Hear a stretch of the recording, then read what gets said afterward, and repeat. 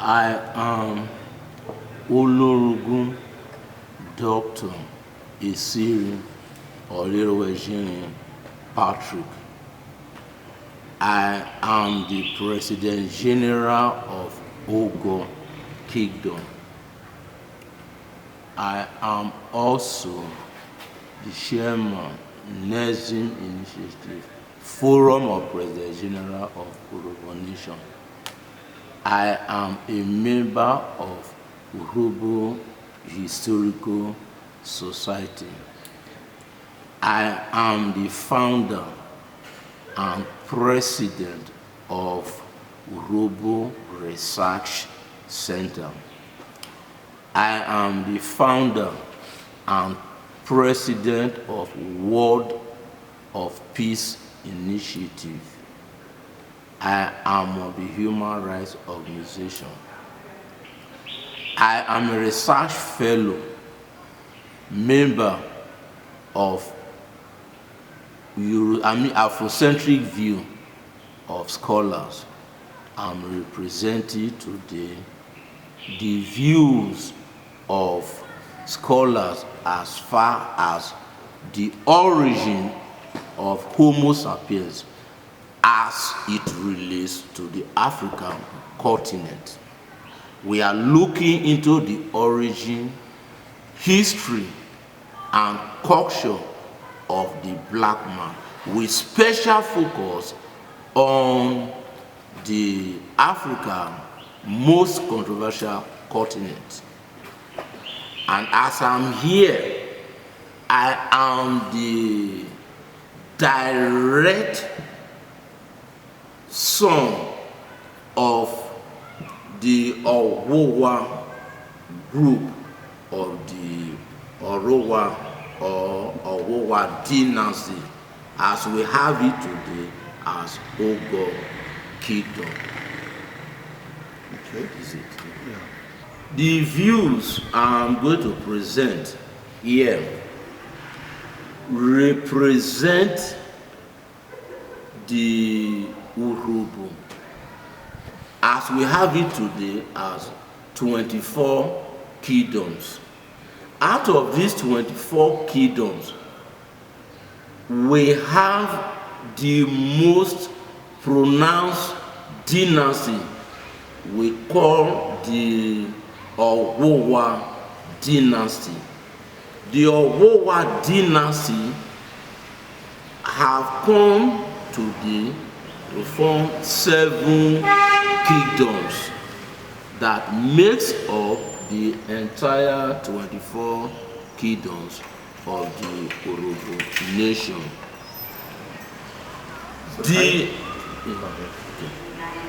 The Urhobos,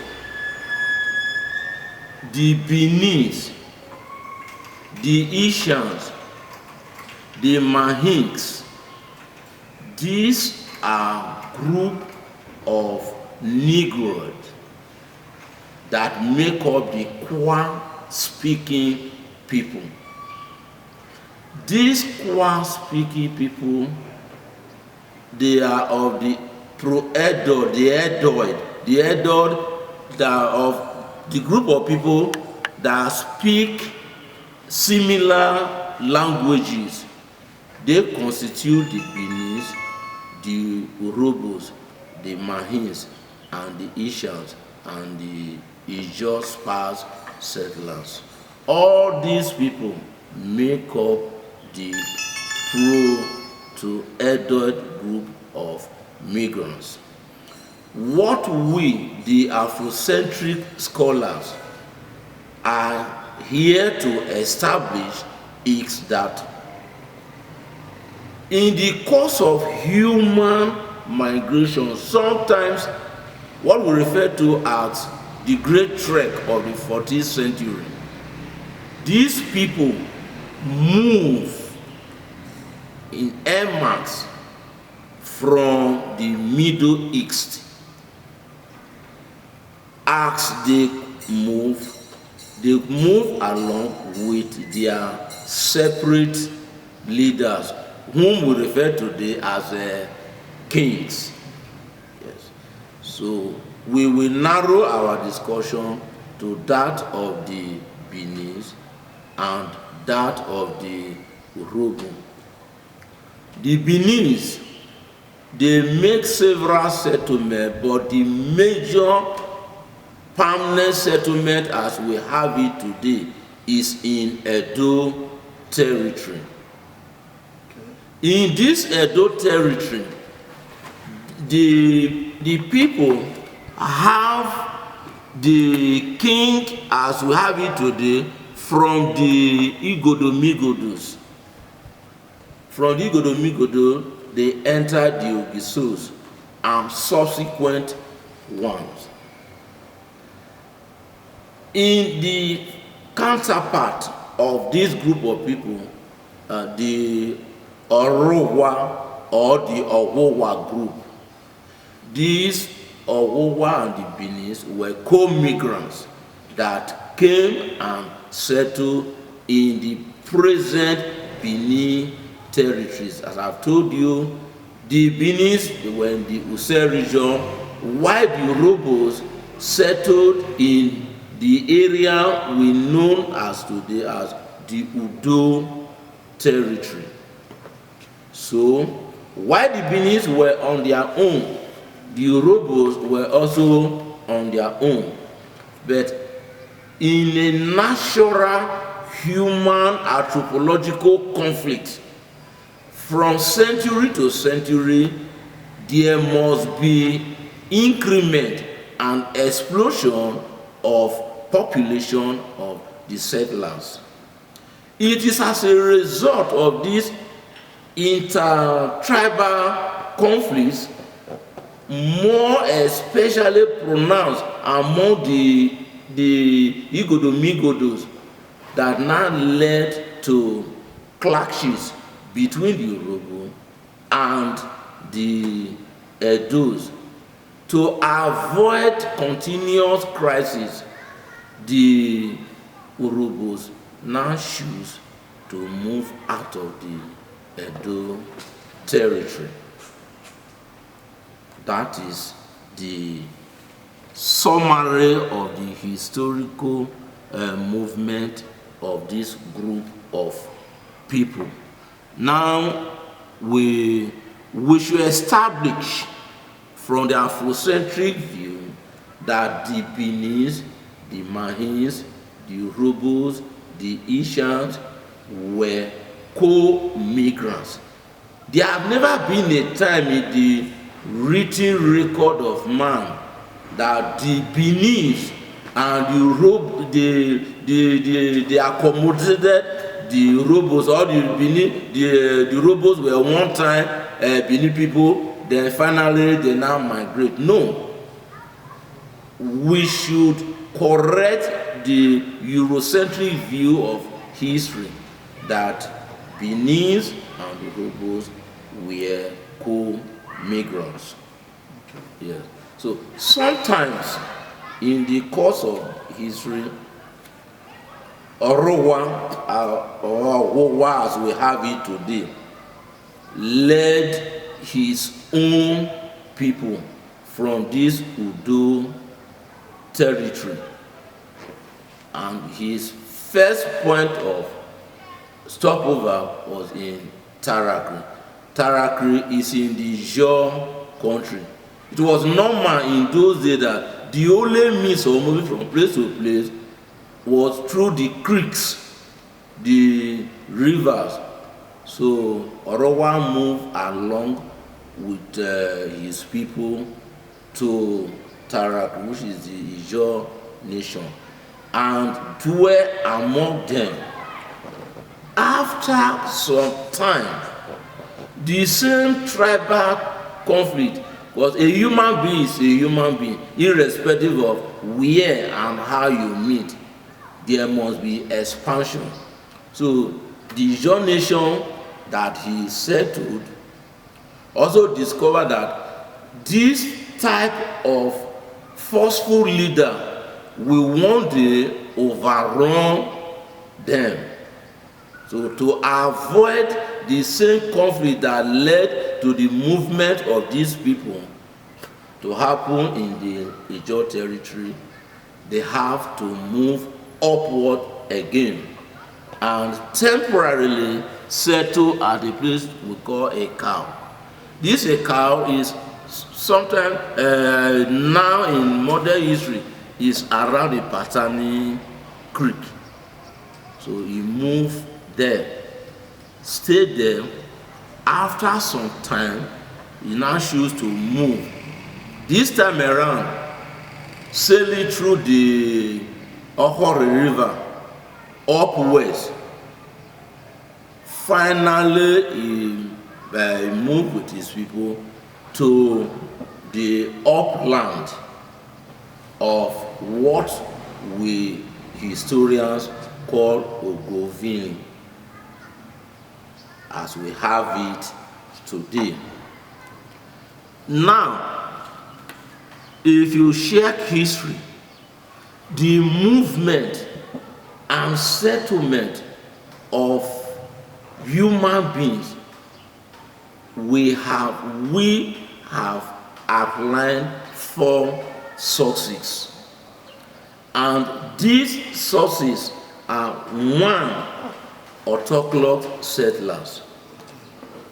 This autochthonous group of people, they, if you check the most leading Urhobo authoritative history written by Professor Onigu Otitem, he outlined these 4 sources. 1 is this autochthonous settlers. God created these people directly, and the way we found them today, they did not move from anywhere. Anthropological studies have shown this group of people that they did not come from anywhere. Such people were also here in this Ogor. We call the Ogor. They settle in several portions of this place. So Ogor met them. So that is the first group of Uro people that Orowa met here. They are aboriginal, the original settlers that make up this present entity of Urhobo people. What language were they speaking there? They were speaking Ogawan. That in English now, that's Old Ogor. Yes. If you speak, that is the oldest people we have in Ogor today. When they speak Ogawan, me and you will not even understand it. And it have no semblance with Benin language. So that is why we, the offshoot, the offspring of these people, will now say that these are real traditional, the aboriginal settlers, the autochthonous settlers, who God just created here. That is the first group of people.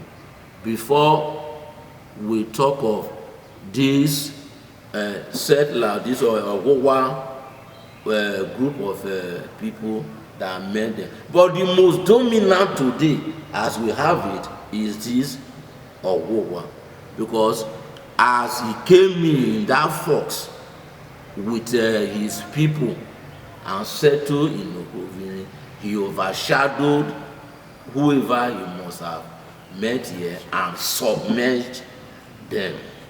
See, this movement of people, we also have another source which we tag the Sudan source.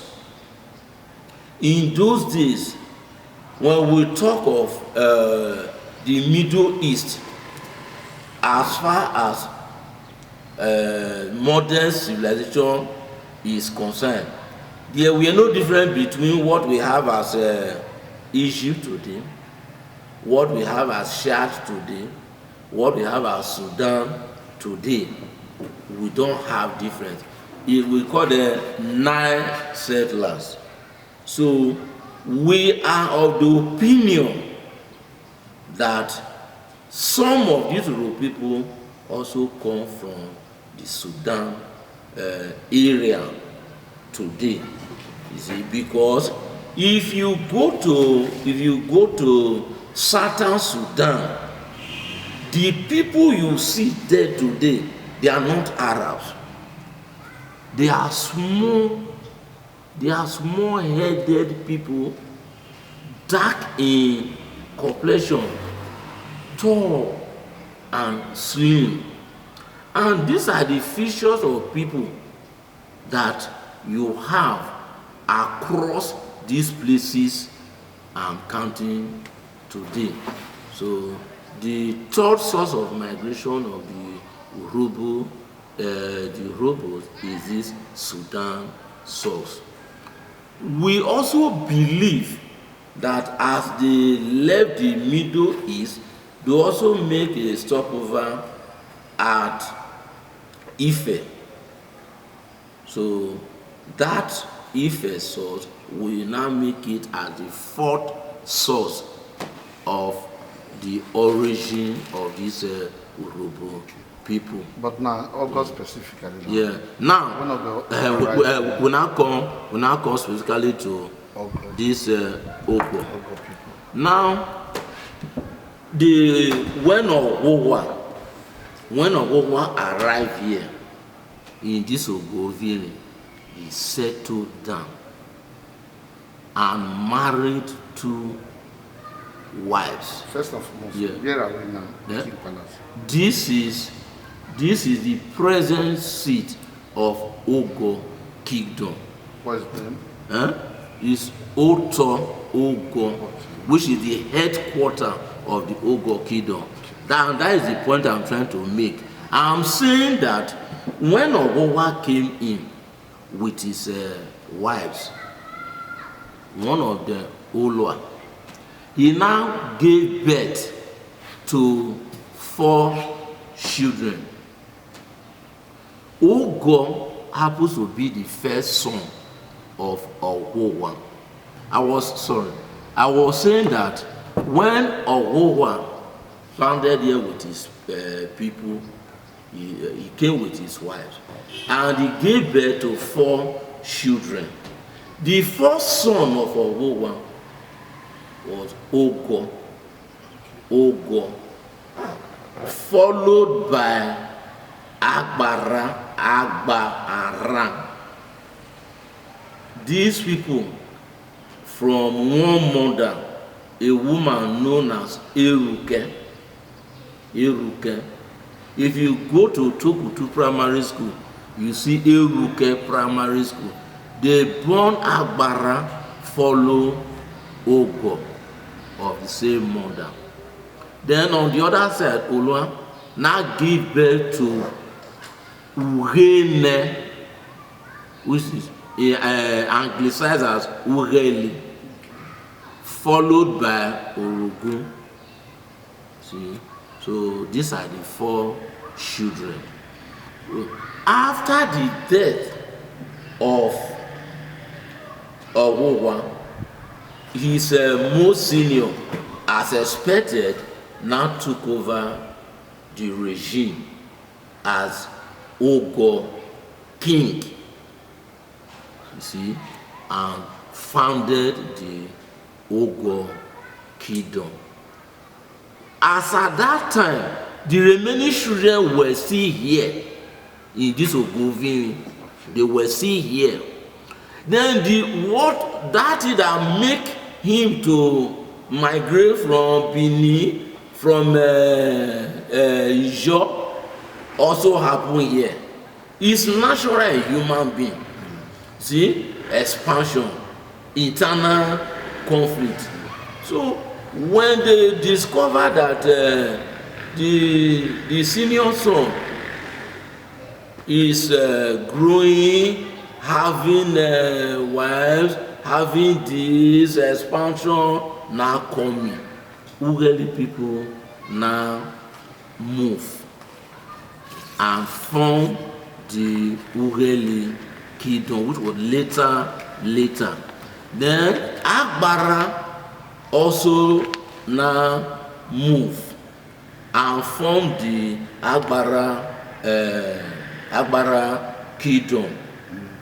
While Orogun, a woman, was married to Orogun and gave birth to this Orogun, the Orogun kingdom you are today, is a son of that woman. But when the Kwale man was going, the hunter was going, he instructed him that this my child you are taking away from me is going to give birth to a son. That son should be the head of that kingdom. That is what we have as Orogun kingdom today. If not, the Orogun as it stands. Yeah. Ogor have 4 children. No. Who have 4 children. Namely Ogor. Ogor, Uhene, and Agbara, boys. And only one girl in their midst, which is Olwa. This that give birth to this Orogun. What is the name of the girl? I will record the name in the course of the discussion. But the major thing I want you to understand is that the name Orogun is the child of that particular woman, okay, who they name the kingdom after and stand till today. Okay. Then Agbara, from this Agbara tour, they left Agbara army, which is this warri, and established their another Agbara, which is in Warri today. We all do Magbala and the rest of them. Then they left for Mosoga and founded another kingdom there. They left Jirewuzi Jesse and founded that. So today, the one man, this Owowa, end up giving birth to 7 kingdoms that make up part of the 24 Urumbu kingdoms today. So namely the 7 kingdoms are Ogor, Agbara, Uhene, Orogun, Agbara Warri, which is Okere Warri, Jesse, Mosoga, and this I will record the name, but there are 7. There are more than 7. No, there are 7. Let's go again. Yeah. I said Ogor, Ughelli, Agbara, Orogun, Okere Warri, which is Warri, then Mosoga. How many do we have? 6. Then Ijire, the 7. So it's not included. No, they are part of Jesse now. Okay. We have them. That one man give birth to, and that is our pride today. That blood brings us together. Yeah. Then the special note you should take now is that the remaining children, they left and founded those kingdoms, while Ogor now continue from the seat of his father, from the Ogovin, which is the present Ogotek. So as soon as those children left, he himself now moved to where we are sitting today. Yeah, that is the 4th Ogor king. There to be followed by all these kings as you have them. So from Ogor now, Ogor also resides here. Yes. After his death. After his death, there will now have all the other kings now follow to this present 14th king as we have it. And all of them resides here. Yeah. In Ogor kingdom, we don't have rotation. We don't shift palace. once that king goes to Aka, that passes on, his senior son now takes over. And that is how it has been from that time of Ogor to that Ogor to the present 14th king as we have it today, whom you are seeing here. Yes. So this is the summary of the movement of Ogor dynasty as we have it today. Okay. God who gave, that is the creator of the universe, that also created the Ogor people, directly manifest himself to the same Ogor people. So they express their relationship to their creator Ogor in various ways. Prominent among these ways are one, through the ancestors.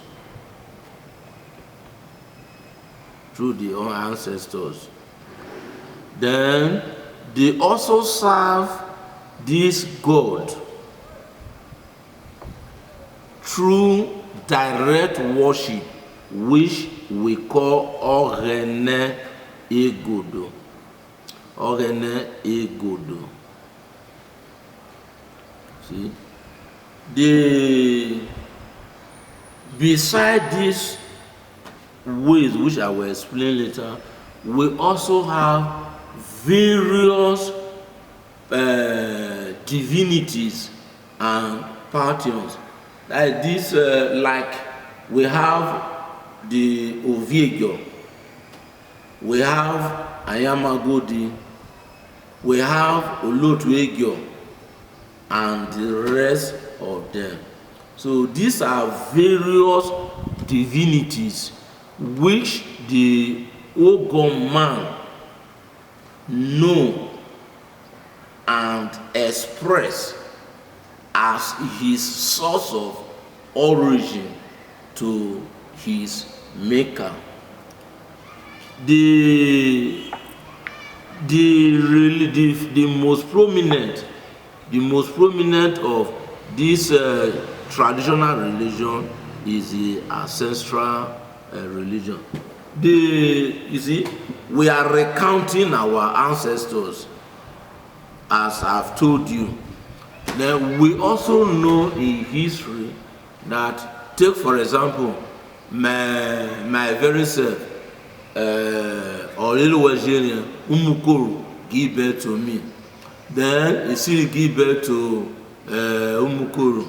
Then Udubra give birth to Isiri. From Udubra, Aro. So at least within the limit of my very self as a small boy, I recount these 7 ancestors. Courtesy demand that I recognize their presence and their role in our history. It is this process of recognizing their presence and role that we call the Ogor traditional religion. And this is how the Ogor man relates to his maker before the coming of the white man. That is the ancestral religion. Beside the ancestral religion, we also have the direct worship of Ogor, Osunobruwe, Agbadaguru, or Pelotapohuru. These are the attributes, what the Ogor man know are the powers that be that actually created him. When you move out now, or if you bend now, you will see that life tree. They call it Ogor. I will still recall the name. Ogiriki. This Ogiriki.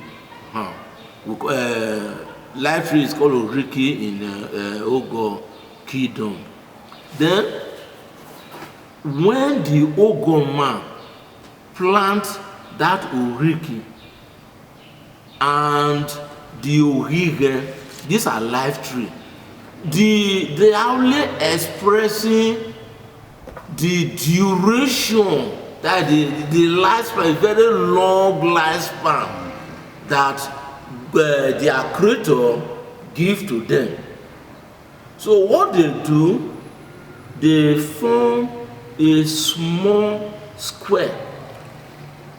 They put yam, they put carrier, and thread it up.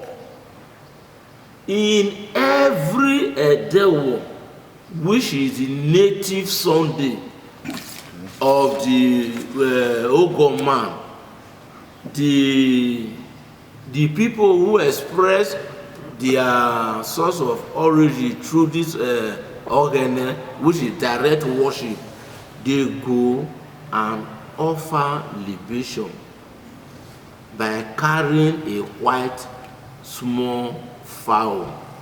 They don't use any colored fowl. That small sheep is always white. The white is a symbol of purity, that God is white. That is why they use the white sheep to venerate or to worship or to offer him sacrifice. And the traditional regalia of this the average Ogor man when worshiping God direct is always on white. You see, they marry every other thing you can think around him is always white. The Buluku every other day they time is always white, and they just go there, offer this sheep to God direct. So this is the direct worship of Ogene by the Ogor people, which is the second source of our traditional religion. Then, beside these two sources, the cosmological aspect of the Ogor traditional religion is also expressed in patterns, which, take for example now, this Osunobu, which is God now, is being represented by the gods. It's being represented by the gods. So these the gods and the divinities, the average Ogor man set up shrines. You see, set up shrines, altars for them, which we will go later. I will go and show you these shrines up to date. So, like my place of origin in Ogor Kingdom from Ejekota, the Ejekota people, they believe in Olotuejo.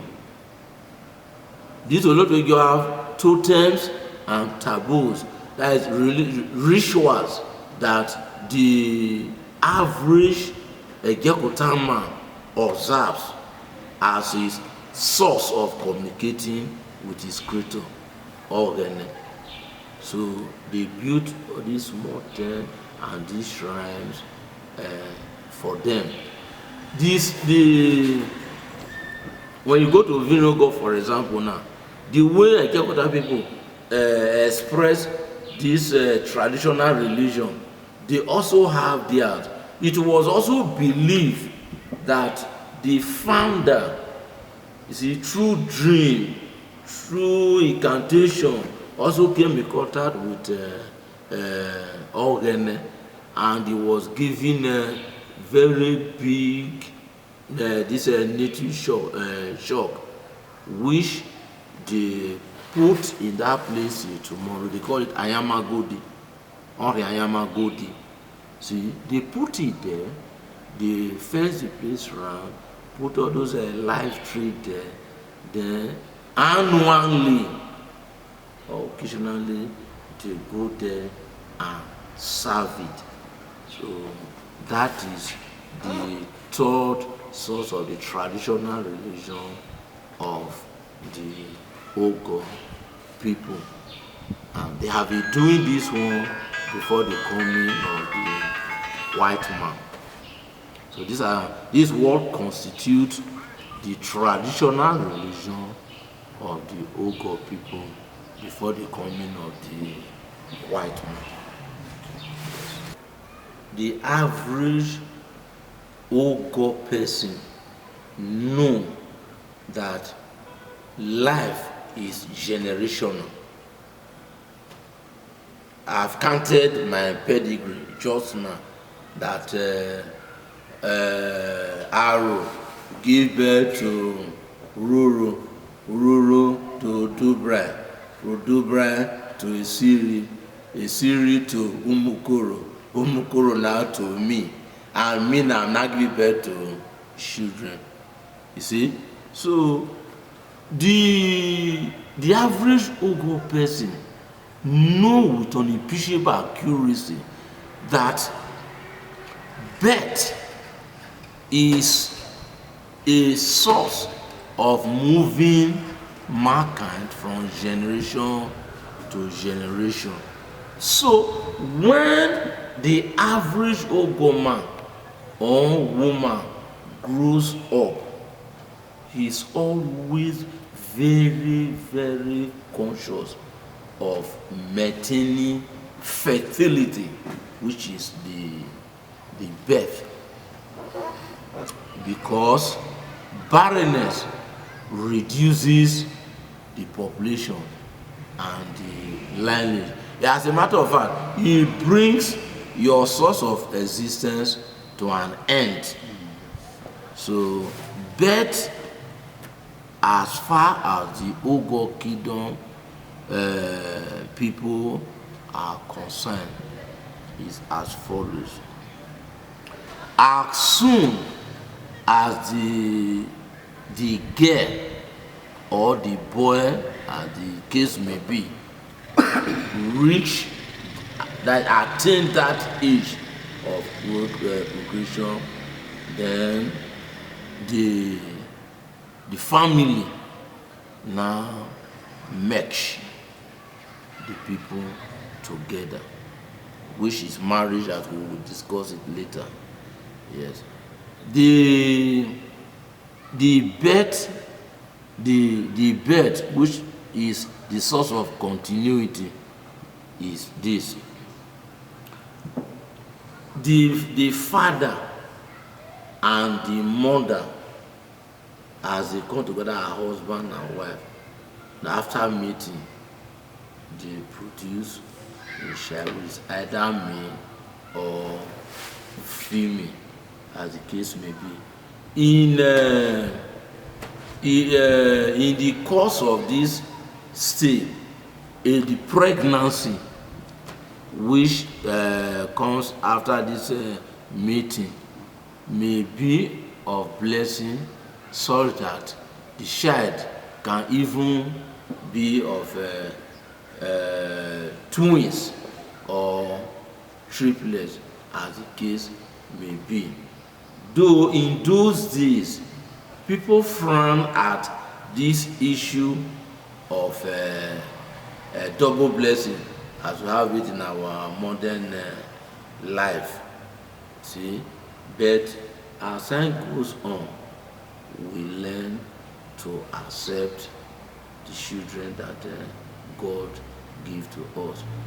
The Ogor man know crystal clear that it is God that give mankind children. Okay. Yeah. The Ogor kingdom, they at any time participated in slave trade. Yes. So do they buy?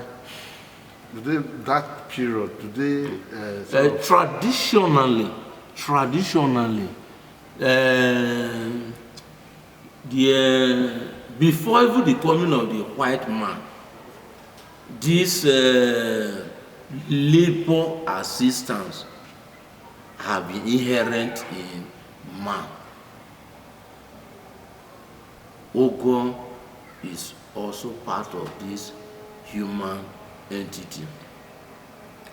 A well-to-do average Ogor man always go for this labor assistance. Then this labor assistance, which the Englishman later tag as slave, they started with household help. Yeah, what I'm trying to say, this bed now. Yeah. If a child, if it can, the Ogor tradition, how do they look at the children of those people that the white man tags as slaves? Good. You see, like though not too pronounced like the case of the Igbo, where we have the Osu and the rest of them. The Urhobo man frown. That is what I'm even trying to explain. See, the average Urhobo man, Ogor man, in a micro analysis now, he frown at this type of child. As we talk of if a woman is not properly married, for example now, and they give birth to a child, we call it almost. I think you understand me. At the same time, if such a child also come from a very doubtful source, they also frown at it. At the same time, this type of children that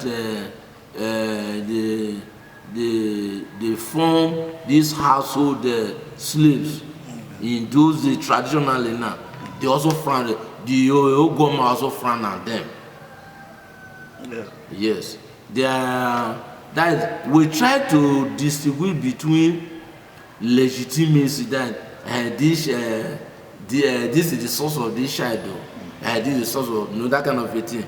So as they give birth to that child, they find, take for example now a woman that come, they was not properly married, then you now born. That kind of a thing. Then an aristocratic Urhobo man, you just see a child, and then so come and serve me. More gawe. So these were the sources of this sheep labor, which finally metamorphosized into slaves. Yes, and even before the coming of the white man, we have them in Ogor. So what is the stake of those children like that in the kingdom? Actually, with the passage of time, we tend to absorb them. But between me and you, who know the source of these children or such people, we frown at them. Whether you become even the leader of the community, you know one is always know you know where you come from. Say yes, that is it. Okay. Yes. So with this bet is still going to be clear very soon, but let's just go towards death. Okay. Now we have different categories of death. Yes. So traditionally, Yeah. let us start with the death of a king. Okay.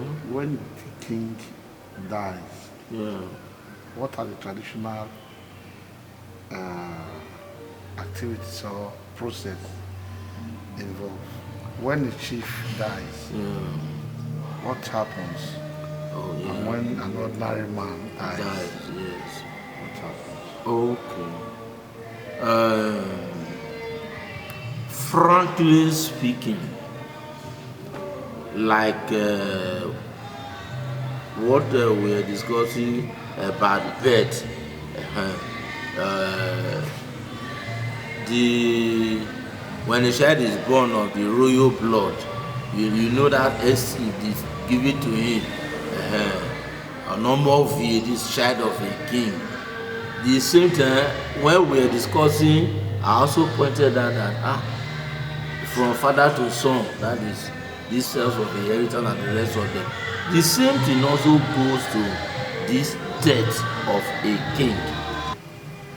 Like as I was saying, the when a king passes on, secret act till tomorrow,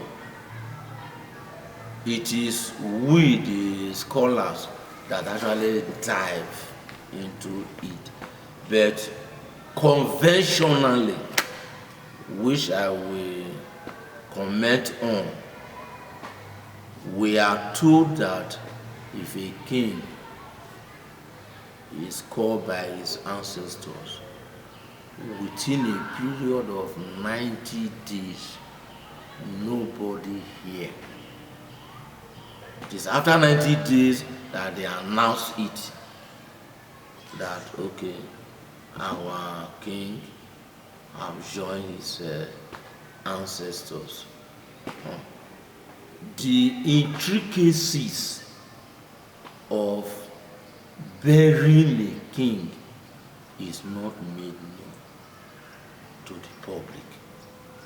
It's not made known. A lot of things are internally involved, because it is this process of burying a king that also lead to the process of producing another king. So it is not something that is openly discussed. That is just a thing. But it is that's why the rituals, those conventional practices, are being done secretly. Then after doing all those things, the celebration, see, it is just the celebrations now that the ordinary person now know of. And we do know in our modern parlance today that okay, Oviekpaka, what is Oviekpaka? That is that king has joined his ancestors. So the various traditional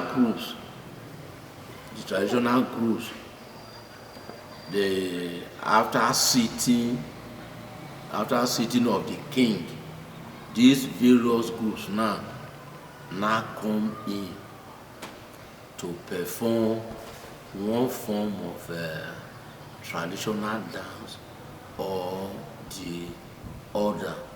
But of truth, what goes behind the scene till tomorrow remains a secret.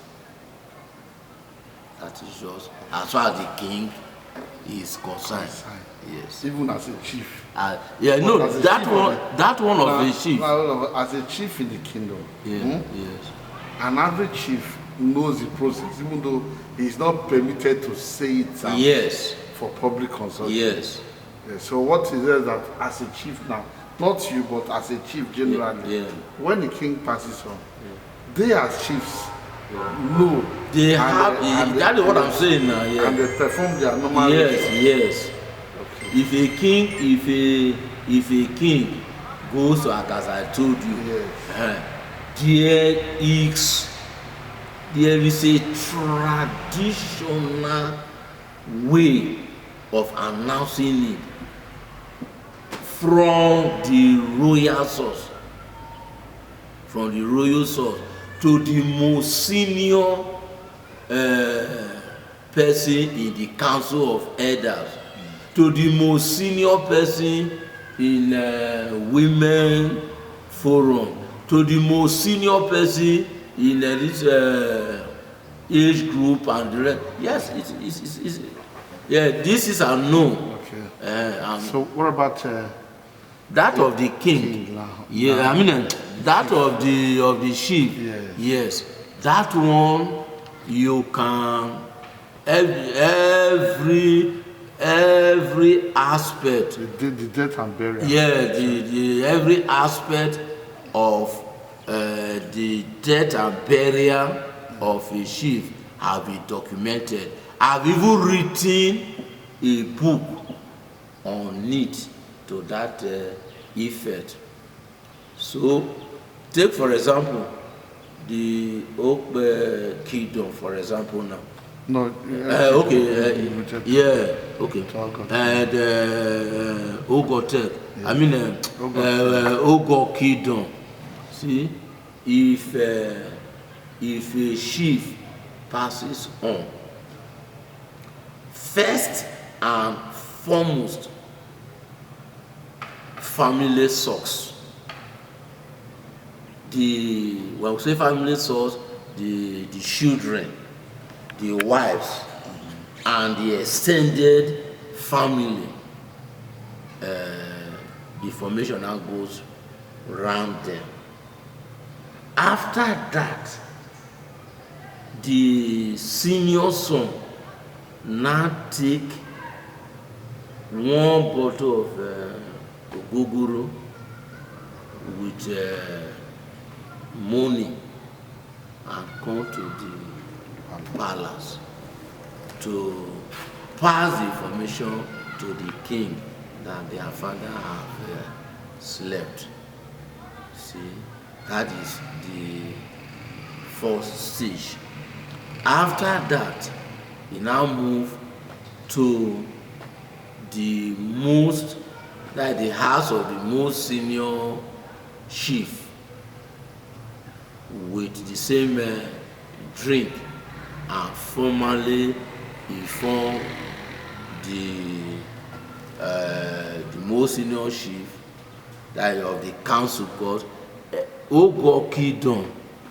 The chiefs constitute the council of chiefs. Take for example, this is Ogor chiefs and their respective sobriquet. You see, so as you have it, the first person here, as you have it here now, Chidobi Aboko, for example, now is the first chief that makes up this Ogor council of chiefs. So, but it's not the oldest. No, by order of chieftaincy taking, by order of chieftaincy taking, is the most senior. It doesn't go by age, but it's the first person as far as alive in this in our presentation today now. Is the oldest, first person. So the child will now formally go and inform him. This Abokona will inform him. Then the council of chiefs, through the most senior chief, will be someone that one of their chiefs have passes on.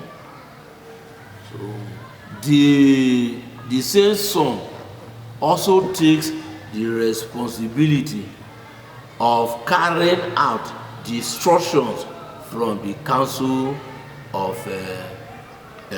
chiefs. So a chief have a peculiar ritual burial that is always accorded him. So it is the duty of the council of chiefs now to instruct the senior son or whoever they should to carry that message. So we also bring the message back that as you are going, do this, do this, do this, and don't do this. You see, these are traditional way of burying the king, but yeah, I mean the chief. So the son will actually come and carry out those specific orders, most probably related to the arrangement of the corpse, the bringing of the robe which he used in taking the chieftaincy tattoo. You know, it's that is a thread.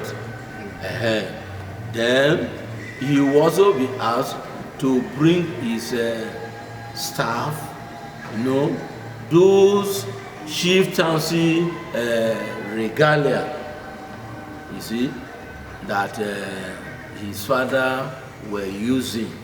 So he will be mandated to meet their present.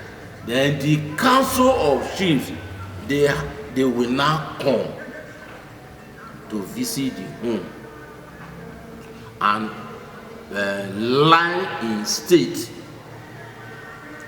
their person, that particular chief that passes on. There are also traditional conventional practice that they themselves, they have their own way of burying their colleague. So they come in, call the family people, not all, either the senior son and more maybe. Like what are some of the items now, for instance, that are used in the burial ceremony of chiefs in Ogor Kingdom? Okay. That must be present. Yeah, that must be presented. Yeah, that must be presented. Yes. One, that particular thread which the king give to him, the day he takes the chieftaincy title in this palace here, it is the king that counted 1, 2, 3, 4, 5, 6, 7, you know, and wear it. As soon as he get to the council of chiefs, he now pull that one. So in his lifetime, he goes on with this argument. But as soon as he passes on, they now make this thread, they bring this thread back and use it to dress the corpse. So it is just an ordinary thread, or just it's not an ordinary thread, but it is make up of thread. It is make up of thread. So they now wear the corpse back, that they bury him with that thread along with the regalia. So that is the way the chief is buried. In burying the chief, there are some rituals that are also observed. This native cow, the native cow they call when the children will buy it. Then I think a he-goat, you know, they will also buy it. The way chief is buried, it differs from any other. Normally, how many days does it take to bury chief? The this 7 days. 7 days. Yes, 7 days. Because that is this process of marriage and marriage taboos. If you Let's go to the process of the marriage first and foremost. yeah, From the process of the man meeting the woman, yeah, the things that naturally or traditionally the Ogor people do, yes, from that aspect to that, yes, this is now your wife. yes. What are the In the Ogor people, like every other Orobo person, they pay credence to marriage so much. The traditional process starts like this. There's what we call adoption, a sabioto. When a boy attain the marriage age, that status, he looks round, or the parents looks round, boy otayere, that is, boy is have entered into circle of becoming a man, so he needs a wife. Now, it's either the parents looks round and spot a girl of a decent teenage age. What they do traditionally is this: the family of the boy, you see, should be of reputable type. They are not murderers, have not originated from there. You know, insanity have not been recorded there. Misfortune, death have not been recorded there. You know, questionable character like this criminal behavior have not been recorded there. No, so I'm speaking for both families now. The male family, they observe theirs.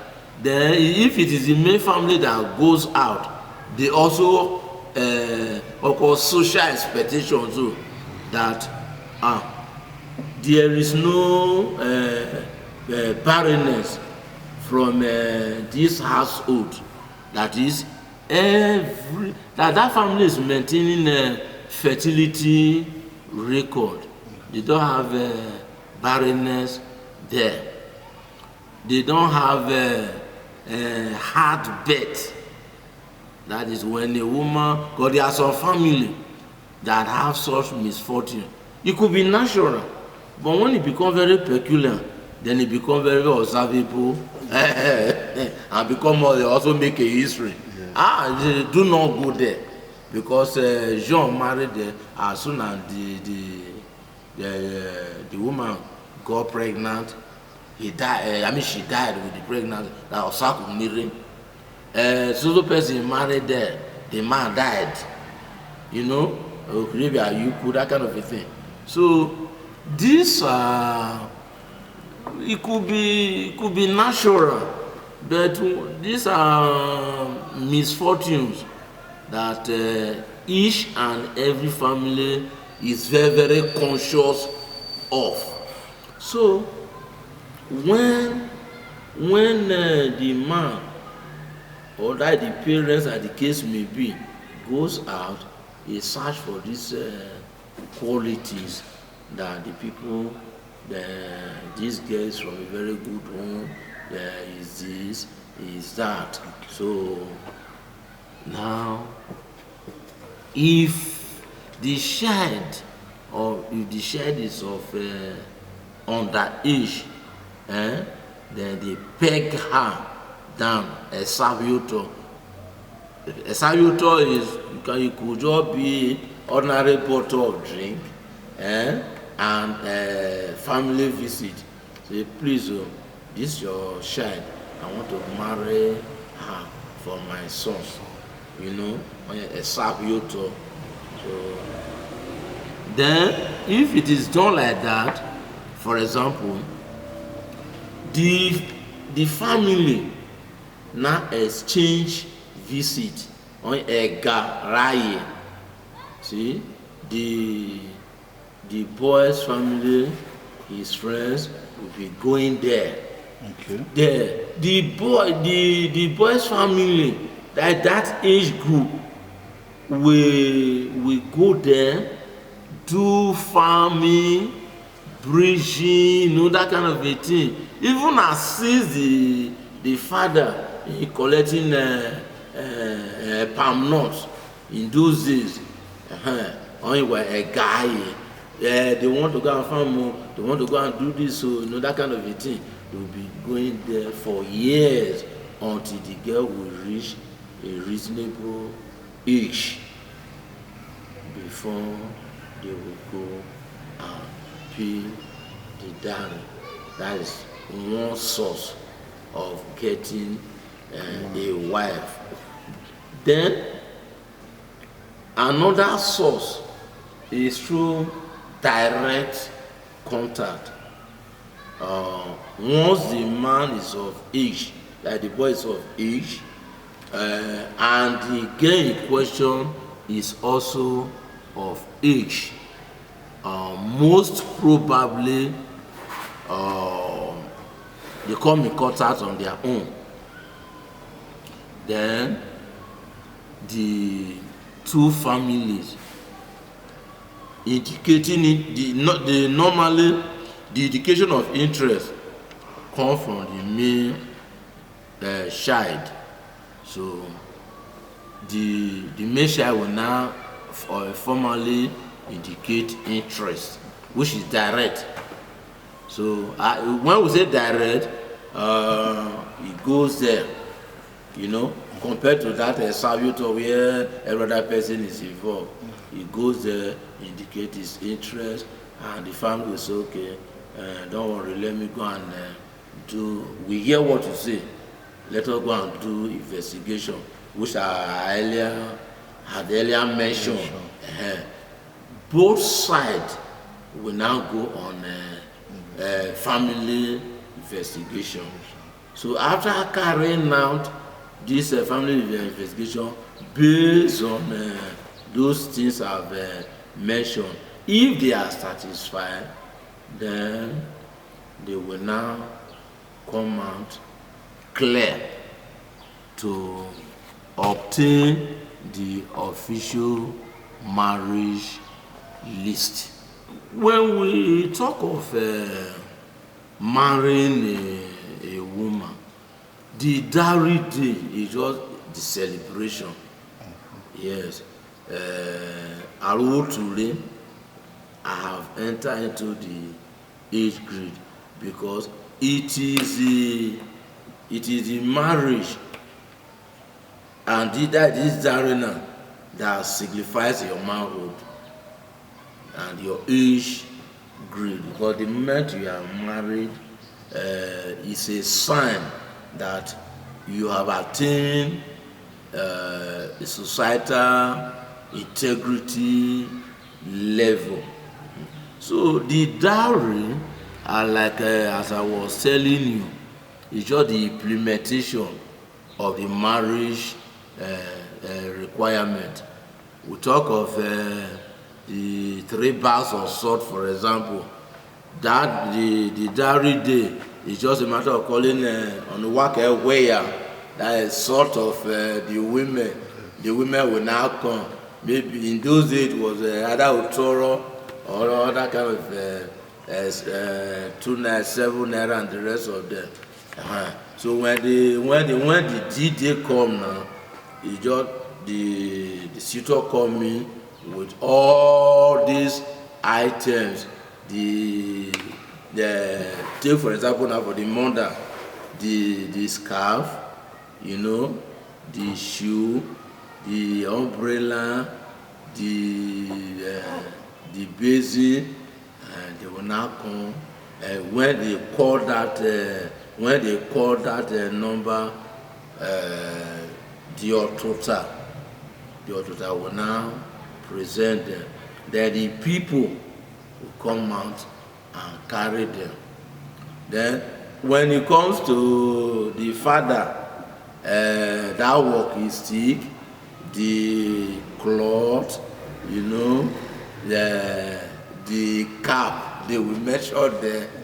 Then they will give them to the father. When it comes to the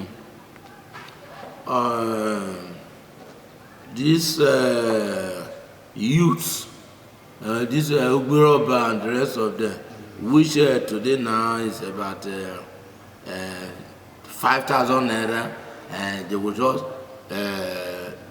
they will bring out the 5,000 naira, call the youths, and give it to them.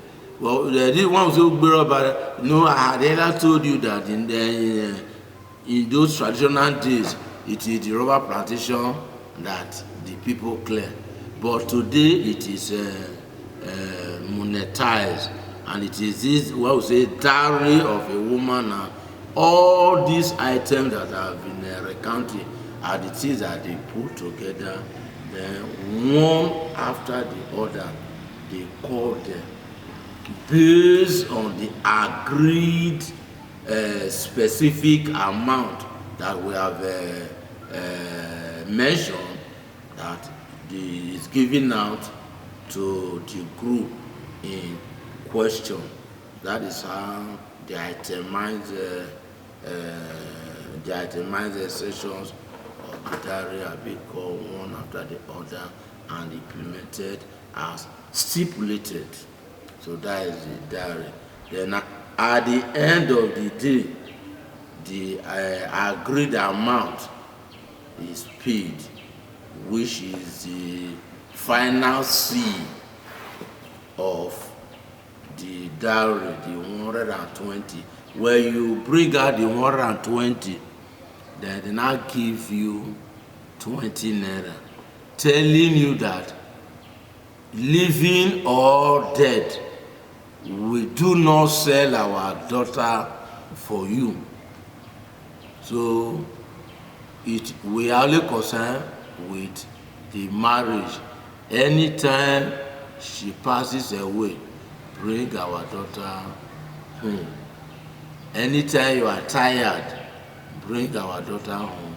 Come and collect your money. So these are the final instructions that accompany the payment of the dowry. Then at the end of the day, you can now talk of formal excursion, which is Ayesun. Do we need that excursion of the circumcision, circumcision, then excursion? Closes up that issue. What about marriage taboo now? Yeah. What are some of the taboos you know? That is the marriage taboos. They are the most essential aspect of the Ogor Kingdom culture, because the difference between ordinary woman, like a street woman, and a housebound wife is a dowry. See, a housebound wife, which we call Ayunwe, a housewife, goes with a lot of taboos. Take for example, the process of excursion of the woman to the husband's house. Upon arrival, the the most renowned covenant between the dead and the living ancestors that actually make up that marriage, that qualify you as a housewife, is the slaughtering, like the killing of that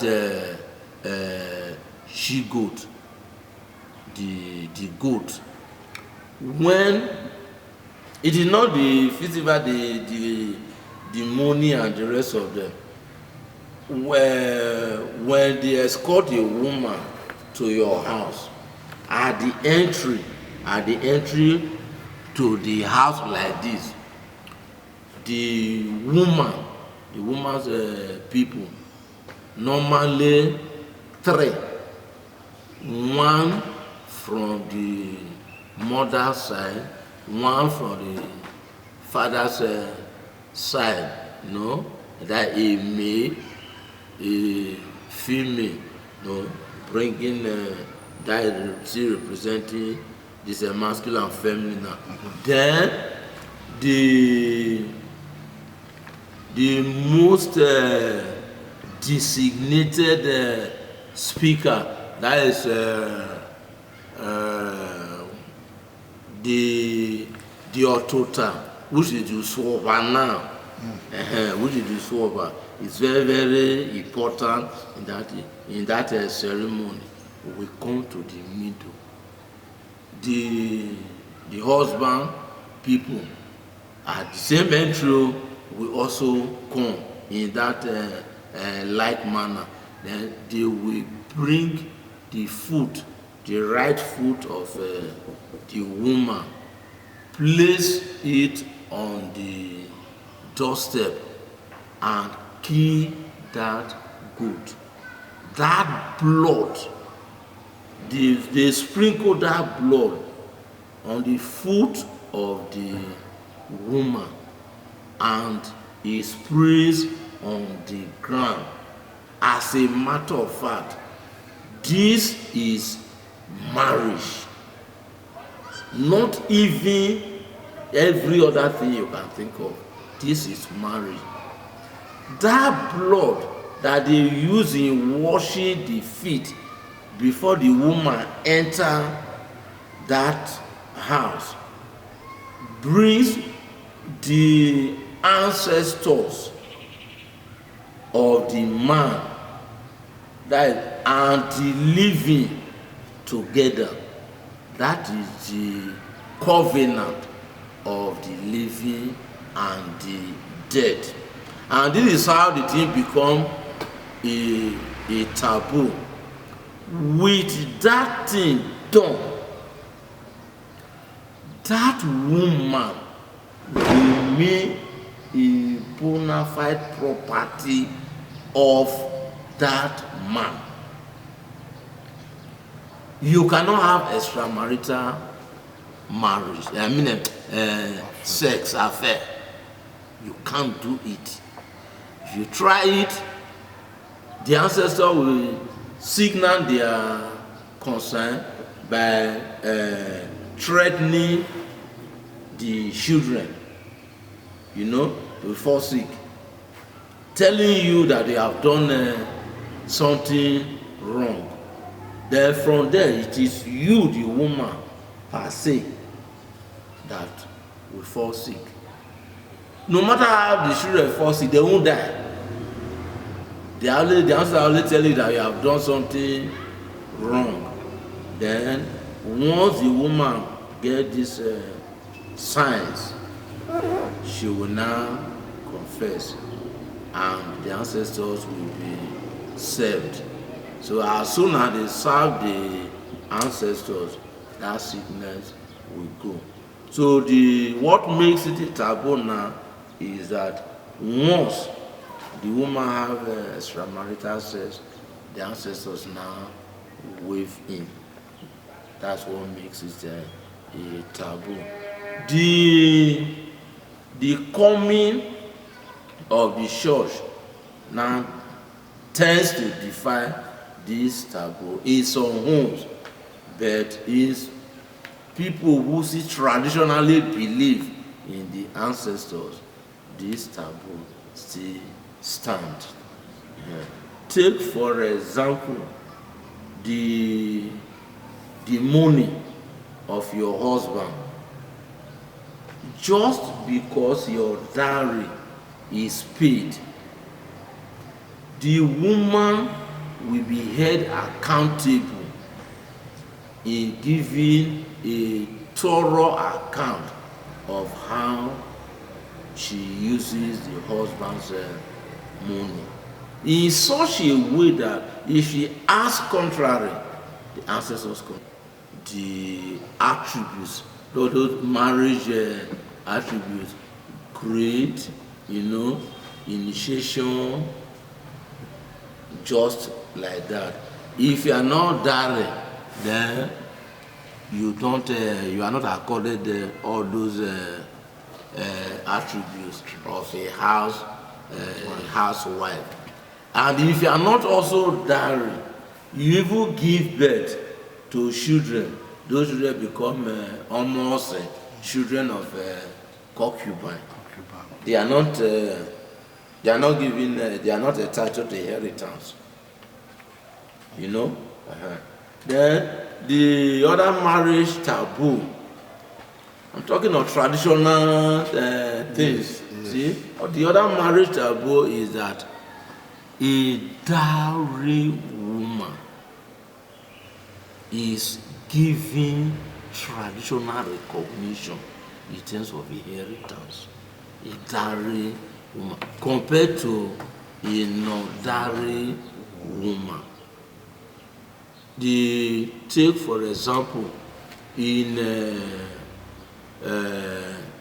the women food, those women food now. See, a dowry woman had whole post. There are certain posts, these traditional posts, that are given to a dowry woman in such a way that it becomes a taboo. If certain things goes wrong in the women fold, they now look into history. Say, please, let us check properly whether this woman was married. Then the same process of inheritance now. The time the man passes away, the man passes away, and the woman was officially married, the woman will be shared accordingly too. The sharing of that woman is a senior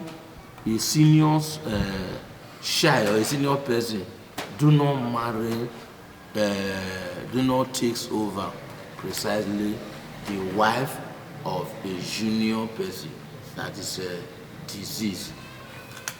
It is also vice versa. That's what makes it a taboo.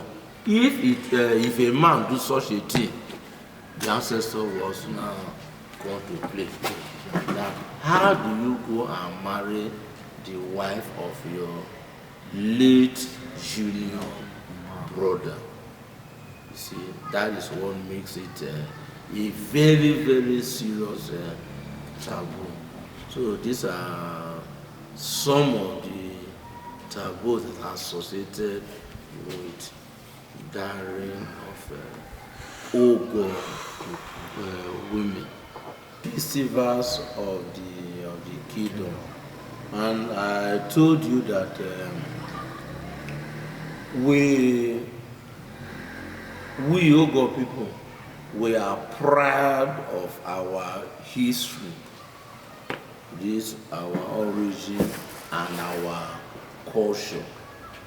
So at a given time, the entire Ogor people come together to celebrate the life of our forefathers that makes up culture.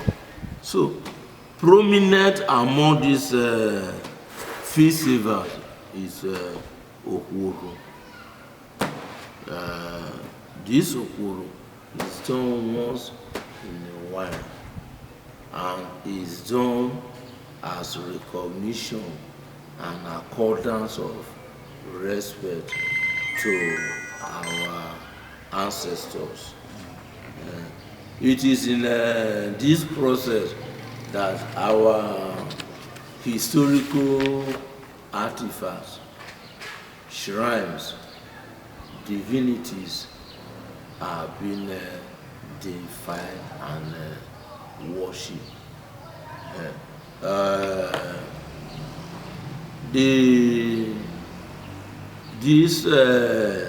This era brings together all the children of Ogor that makes up the entire Ogor dynasty.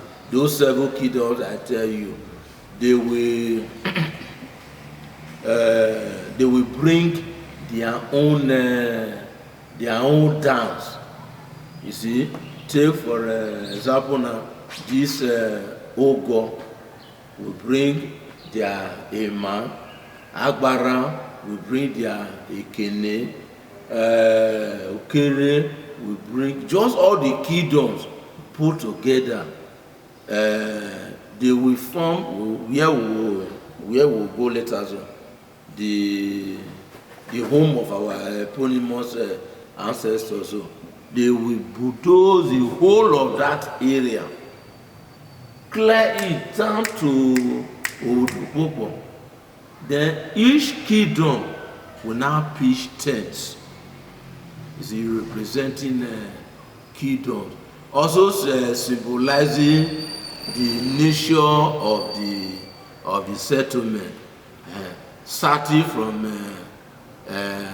Ogor, which is the senior son, Agbara, Urene, Orogun, just like that. So each and every kingdom will bring in their dancing. But it's a festival that brings back the memory of our one-time eponymous ancestors. How many years does it take? Huh? Okay, it varies. It varies. It is it is the Ogor king now that there's a high priest of Ogor, and that's exactly what we are doing now. That, take for example, this Ogor I'm telling you now, this high priest. Despite the fact that the man is from Ogor here, he goes round to all the kingdoms. Then after a specified period, you see, then maybe about 20 years, for example now, I'm just giving an example, then the high priest will now meet the Ogor king to tell him that the ancestors, they are calling for food. You see, then he will now pass the message to the other kingdom. He will now do it. But because of the coming of Christianity, that recognition and the credence given to it in those days have actually, our modern people are falling short of it. Like in my time now, it has not been done, but I'm seriously craving for it. That is the essence of me setting up this Ogor cultural center, like the way we have this Ogor cultural center. So yes, so that is the basis for that one. That is the Ogor. That is the way. It is this one. That's why the fact that each community have theirs, but this is the one that brings the entire children of Ogor kingdom together. Then, is there that kingdom again? Or not Festival again? That brings the remaining one that just small. Festival. Yeah. But this is the one that binds everybody together. Okay. The one of Ajokota, do you know it? Why? What is the name of the festival? The Egiakota people, the like Ogor and the rest, Ogor now, we do festival for Olotwegyo. Now I was telling you that each community have their own their divinity. So in case of Egiakota people, they believe that at a time this living ancestor Olotwegyo surface, and he brings welfare to the people of Egiakota. So the people now commemorate this memory in a form of Olotwegyo festival. In that Olotwegyo festival, they dance this Egyo, you see, so which is very, very prominent in the entire kingdom. So I call Egyo, they dance, very, very interesting festival which they do annually. Yes, it's Olotwegyo. The same thing they do in this Ogor. You see, like for example now, the one of Ogor now, they also do this Egyo. They do it. Then if you go to Ogor now, this Oviegyo now, they also have the same feast. As a matter of fact, each community divinity have its own commemoration ceremony. That is the festival that they do for it, which is annually too. Then I told you just now that the king is celebrating. You see, the king is celebrating.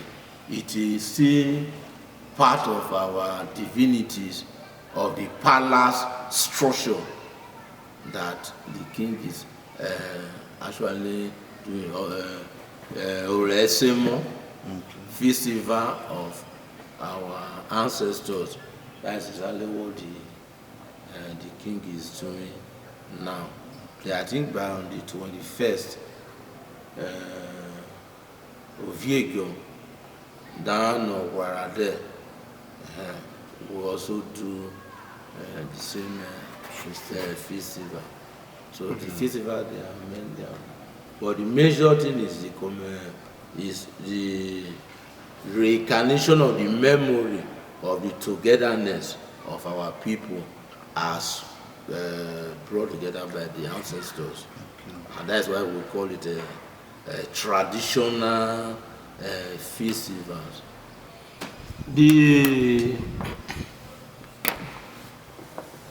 Before that, the traditional system of government of Ogor kingdom is hierarchical, of which the number one Ogor citizen is the king on top of apex. He owns the land, he owns the people. Then next to him is the president general. The president general handles the administrative aspect of the kingdom. All these observance of traditions, the ceremonial occasions, administration, marketing. That is the welfare of the kingdom. Administratively is being handled by the President General as directed and approved by the king. The organogram of this administration is this. The king have palace chiefs which assist him in running the daily affairs of the kingdom. Then we have the Isomo, as the case may be. That's traditional key holders that the king consult in the process of ruling his people. All together constitute the palace administration as far as the kingdom is concerned. Then the palace to the communities now. Yes. In a modern palace, what we call a prime minister now. So traditionally, we have a general speaker, which we call Otota. So it is this prime minister that the king used in reaching to other communities. So when there is an issue, the king will mandate this Otota, telling him that this is what I want. Like take for example now, the ceremony, this ceremony we just discussed now. The information passes from the king to the Otota, who now meets the spiritual head as far as those traditions are concerned.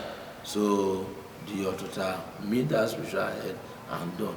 Then let's say politically now, the king, the chiefs of the kingdom, they mix up the Ogor council of chiefs. Traditionally,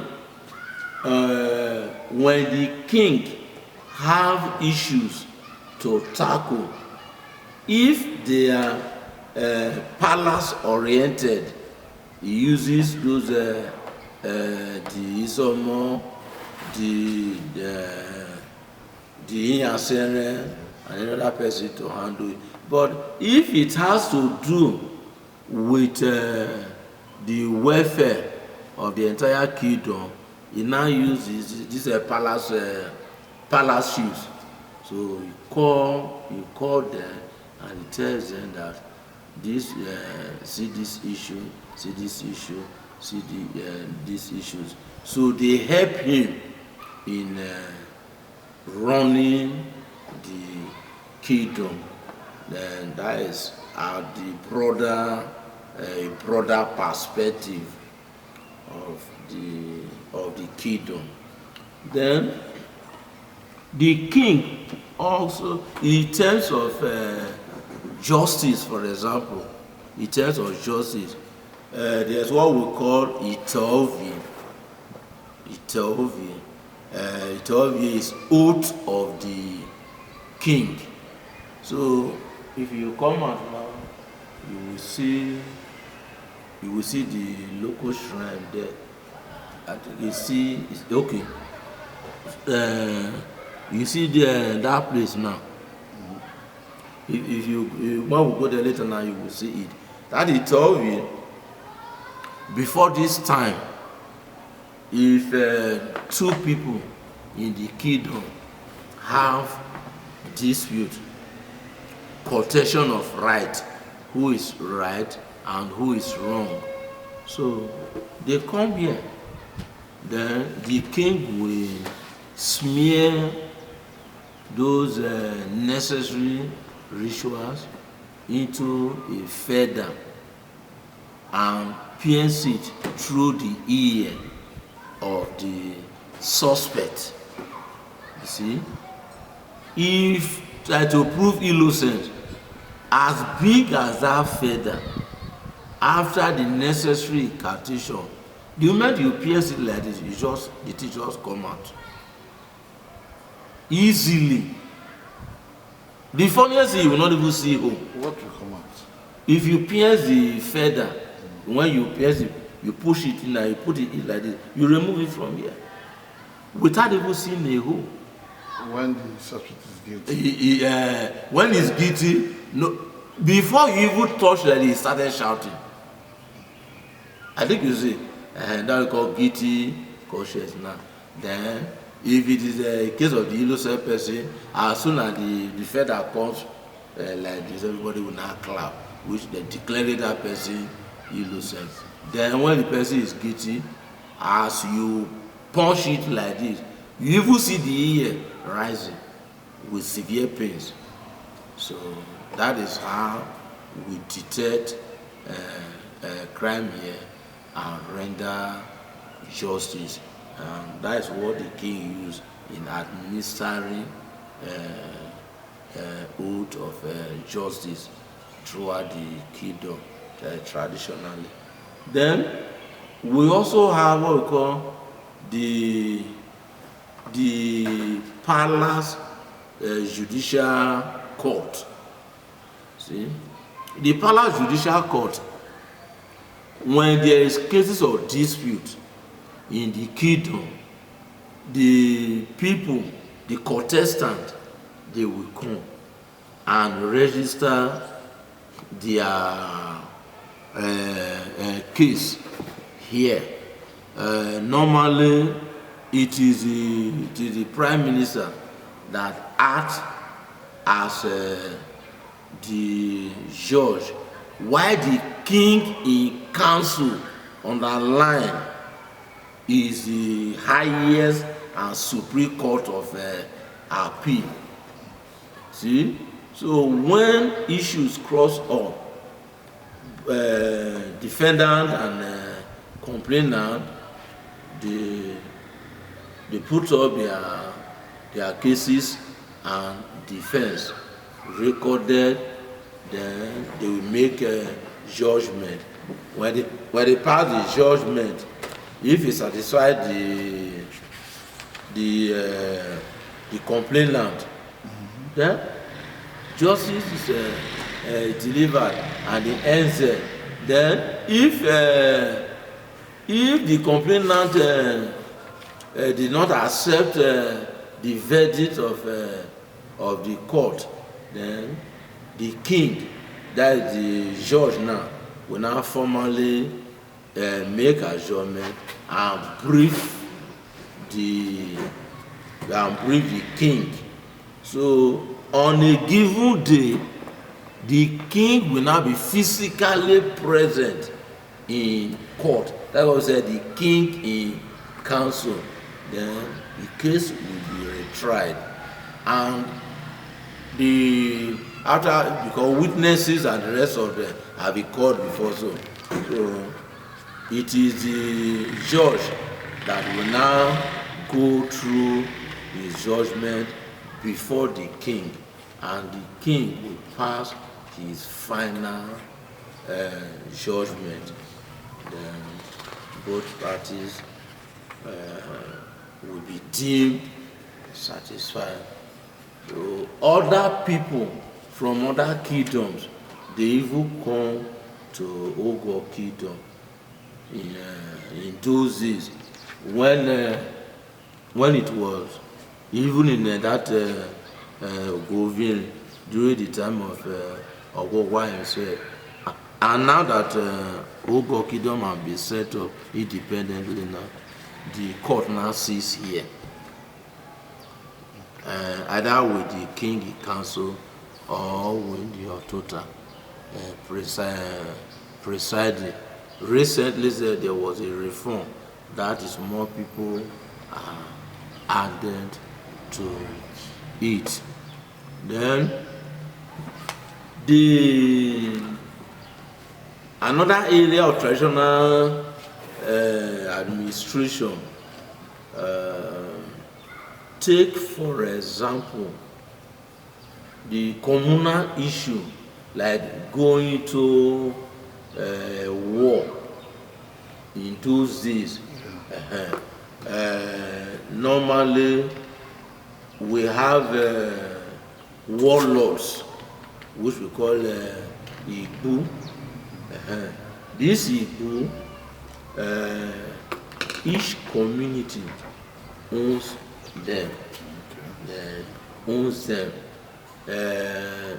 Then once there is a conflict that attain that kind of statute, the king will now give an order, that is a kind of a royal summon, bringing these people together to execute the cause of that war.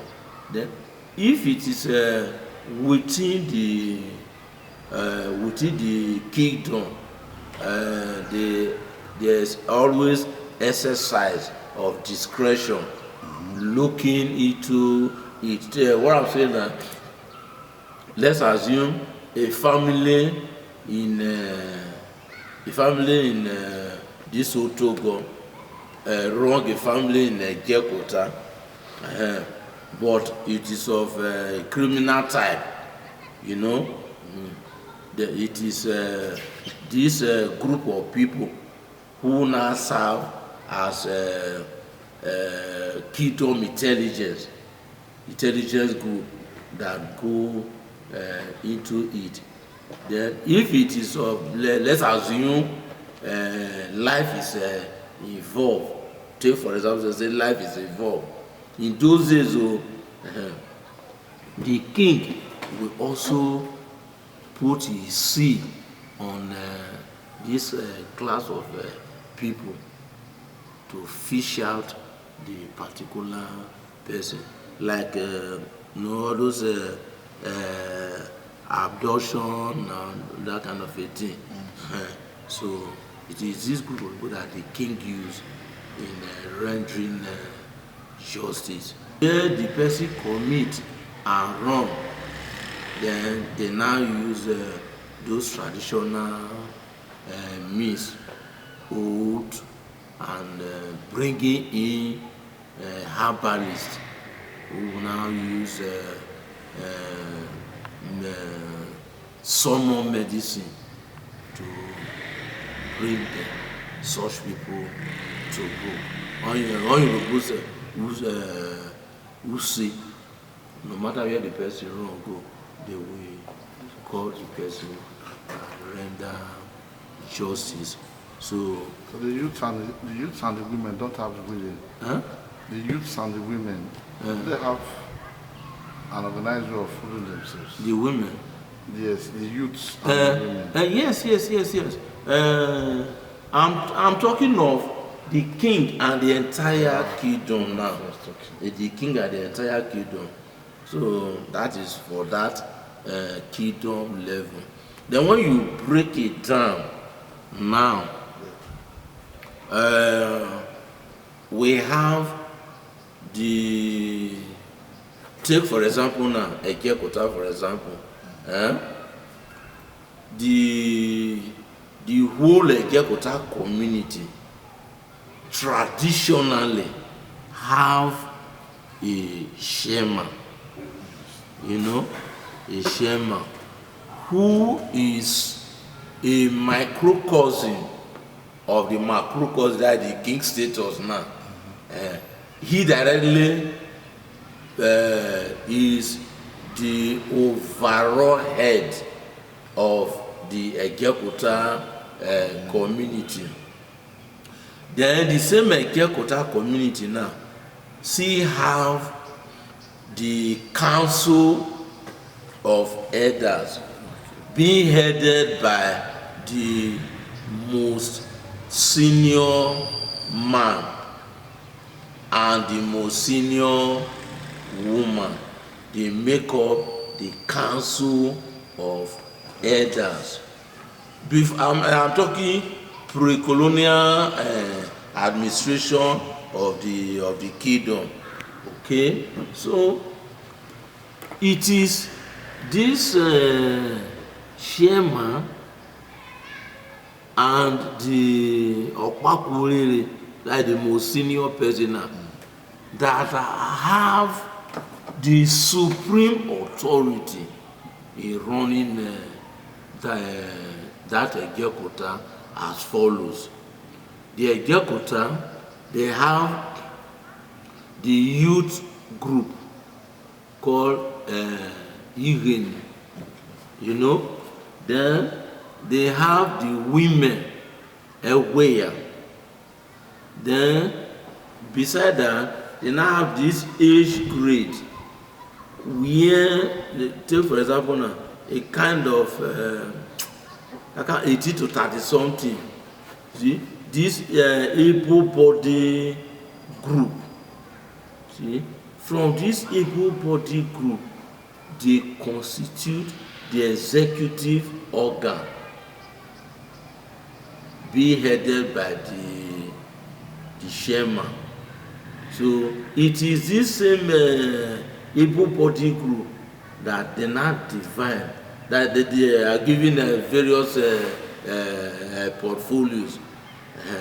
When I say various portfolios, take for example now the same youth now, that these able-bodied people, the warriors, they are there, you know. Then when we come to local welfare, maintenance or peace and the rest of this youth now, it is this same group of people that also rule them. Then when it comes to family issue, this is where of the same grade, we also handle the affairs. Then the same, although the way I told you of this Ibuna, the what we call the executioners, the Jikpopo, if you see the same, that middle class, to use English parlance now, so it is still the same, this middle class that they will select those group of people for. The like take for example criminal issue, to execute, that to bring to restore order and peace. Now it is this this special group now. It is still the same that are from the militant group. That's why they call them Ojibwe. They are executioner. They are the people that execute justice. You understand the point I'm making? These are the group of people that they use in running the community. The same thing that they do in Ekekota, you see the same that they do in this Ogor. If I say replicate, Odokpokpo and Ogor. So this is how the people rule themselves. And as far as history is concerned, they were very, very successful, living in harmony with their neighbors. We did not, up to date, we did not record intensive communal clash or kingdom clash, more than one or two cases in those days. Briefly, what are the type of foods that the Ogor people have traditionally? Okay, traditionally,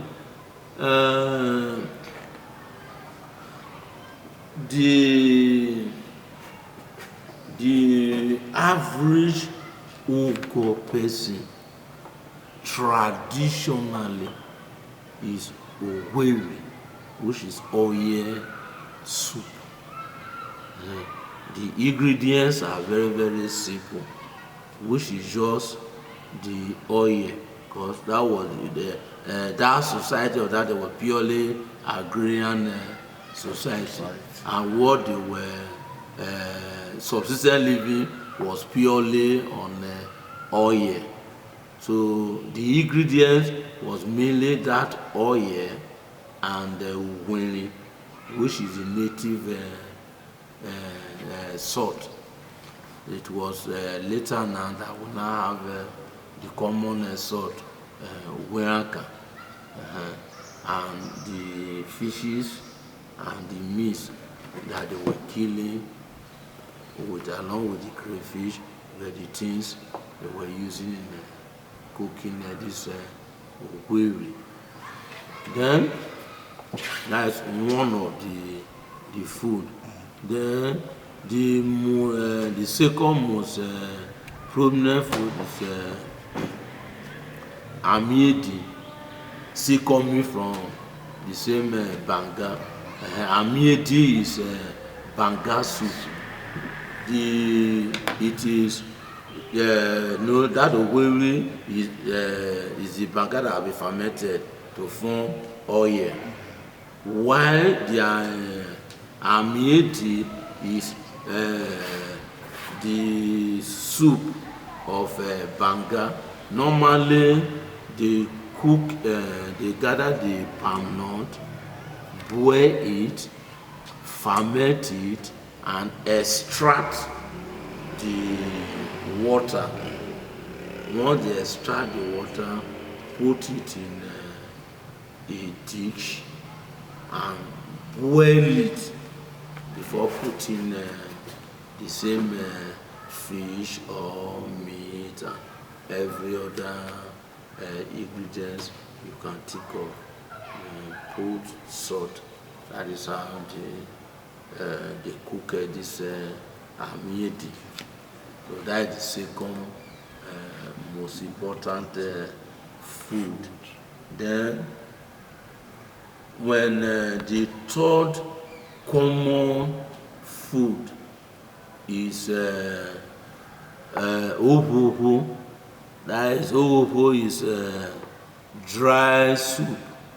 When we say ovoho, it's just the water, ordinary water now, that you put there. You put the once you put the water, you now put salt, ferment little garri just to make it thick. So that's why we call it ofufu. And then you now put your needed fish, meat, as the case may be. That's the third food. Then the fourth food is owesha. Then owesha means food of Asia. Asia is native beans. Native beans. You gather the beans, the native beans of Asia. Yes. You gather it, boil it. After sprouting, bringing it together like that, remove the fiber, then you bring it together and boil. After boiling, you put oil. Where after putting the oil, you use the same native salt in cooking and preparing it. So call it Asia, Asian food of Asian native beans. So these are the prominent food we were eating before the coming of the white man. It was later now that we now come in contact with the white man. Then we started cooking a megari, which is egusi, soup. Okay. If not, egusi is purely alien, but it has come to stay. So today now we can add it as part of our food. Imui curry is just simply egusi. So this egusi is the major one. Okay. Then you now add the normal oil before the remaining ingredients of onion, pepper, this, and modern maggi. The difference is that this food today is stewed. That is, you put oil to stew and then together before you add your valuable meat or fish. So that's why we call it egusi soup. I am Prince Michael Igire Ajara. I'm the palace administrator of the kingdom. I'm in charge of the affairs and the running the activities of the kingdom on behalf of His Royal Majesty Okemuti Onajite Igire the First. I'm his uncle. In reference to the question you ask, yes, Ogor Kingdom is a self-sustaining kingdom in terms of agriculture. Yes, we have hard-working men and women, even including His Royal Majesty. He has large fishy ponds.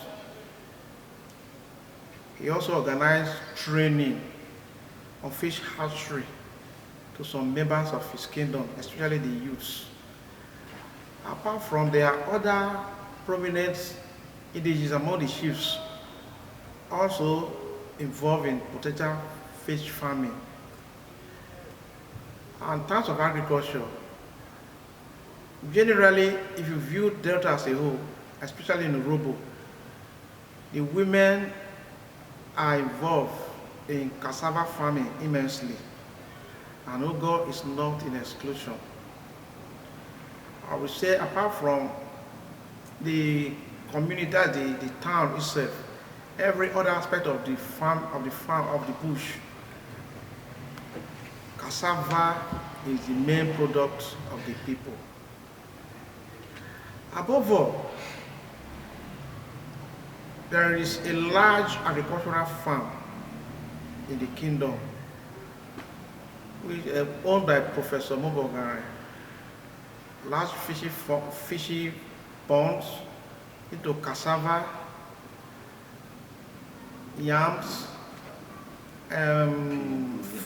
vegetables, and all the rest, which occupies about 80 acres in the kingdom.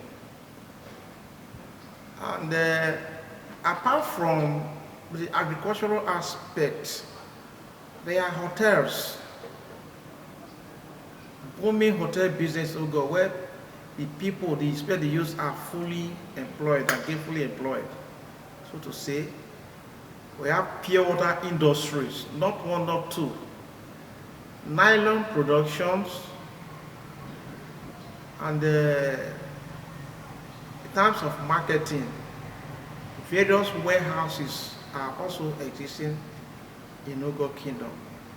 So we are very self-sufficient as a people.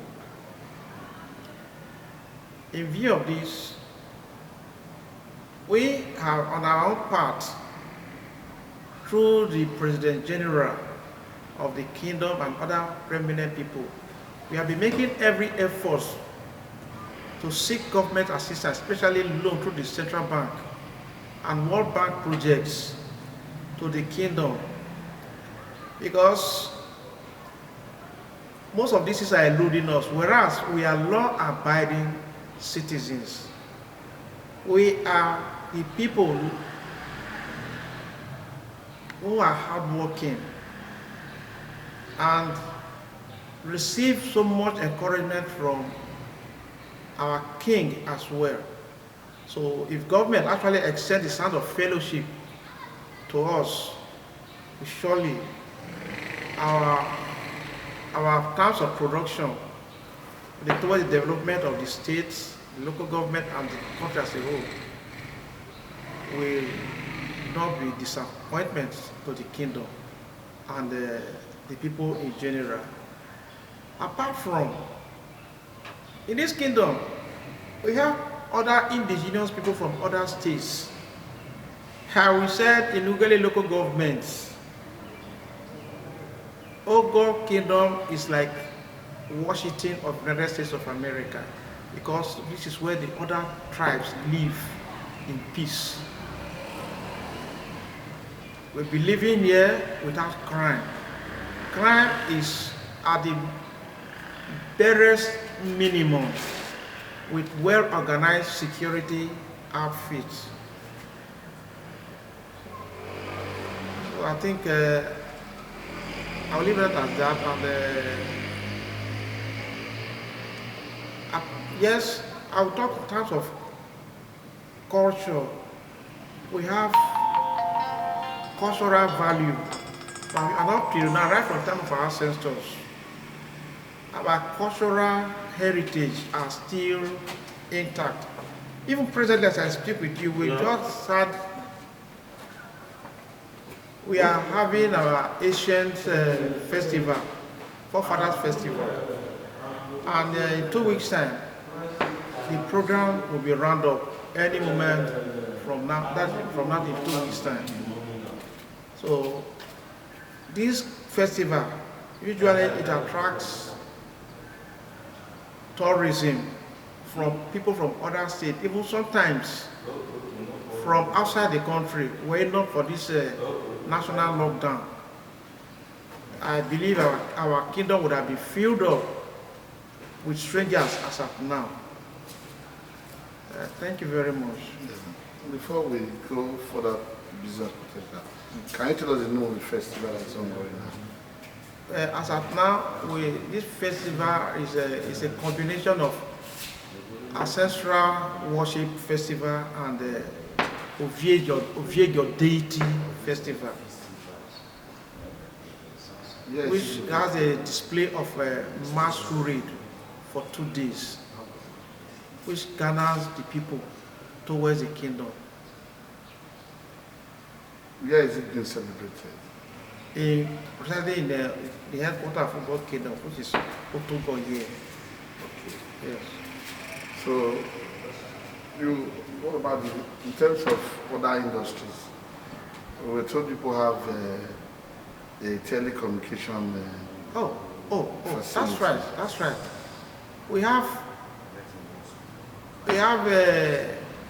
Quest FM and Quest Television, and an outfitted broadcasting service which spreads it around the continent.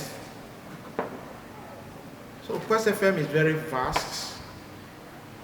I think as at now we only have Quest FM industry in the kingdom right now. Okay. What can you say about the business potential of the kingdom? You're talking about what your people do now and what is on ground, but what do you think an investor could be interested in? Yes. Come to invest in Ogor? Yes, Which areas? Yes, and that is an interesting question. At the moment, the kingdom is working on fish farming because an international market edifice, which has been lying fallow for some time now, is already being donated by the local government chairman, because majority of the farmers within the vicinity are into fish. So the tendency of putting fish farming in place is very much at hand, and I think we have gone far towards this program. which is about to be sponsored by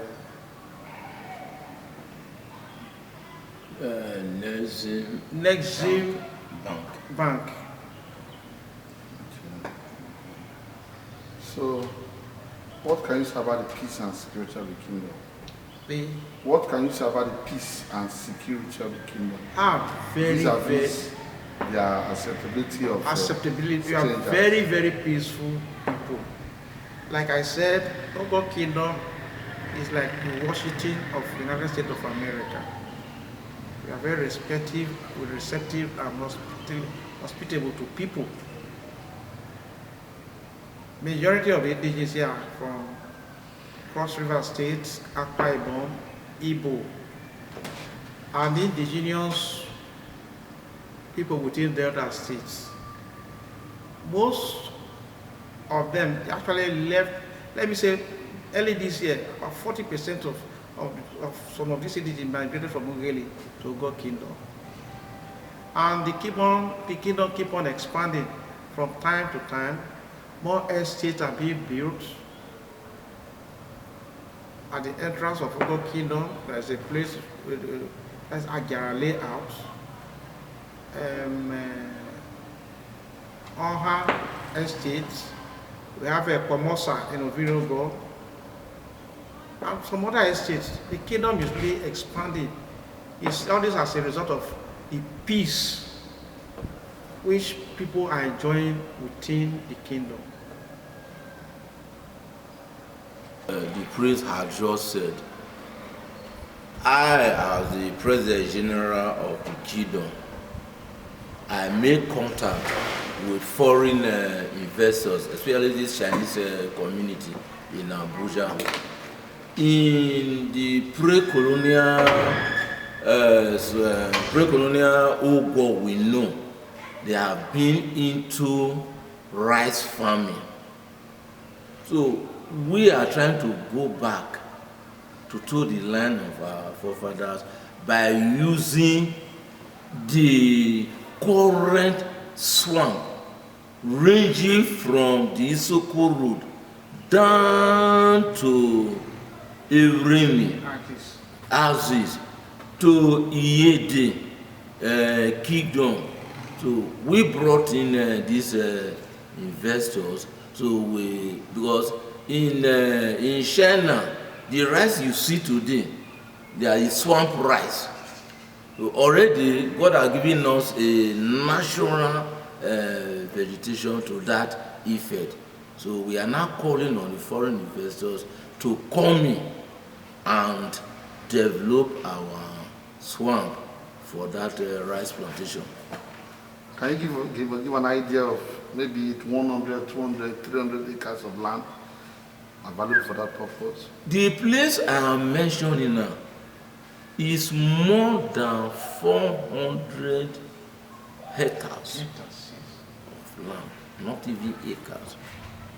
Because it links the place I'm mentioning now, it links this kingdom to Isoko Nation, to Irimi.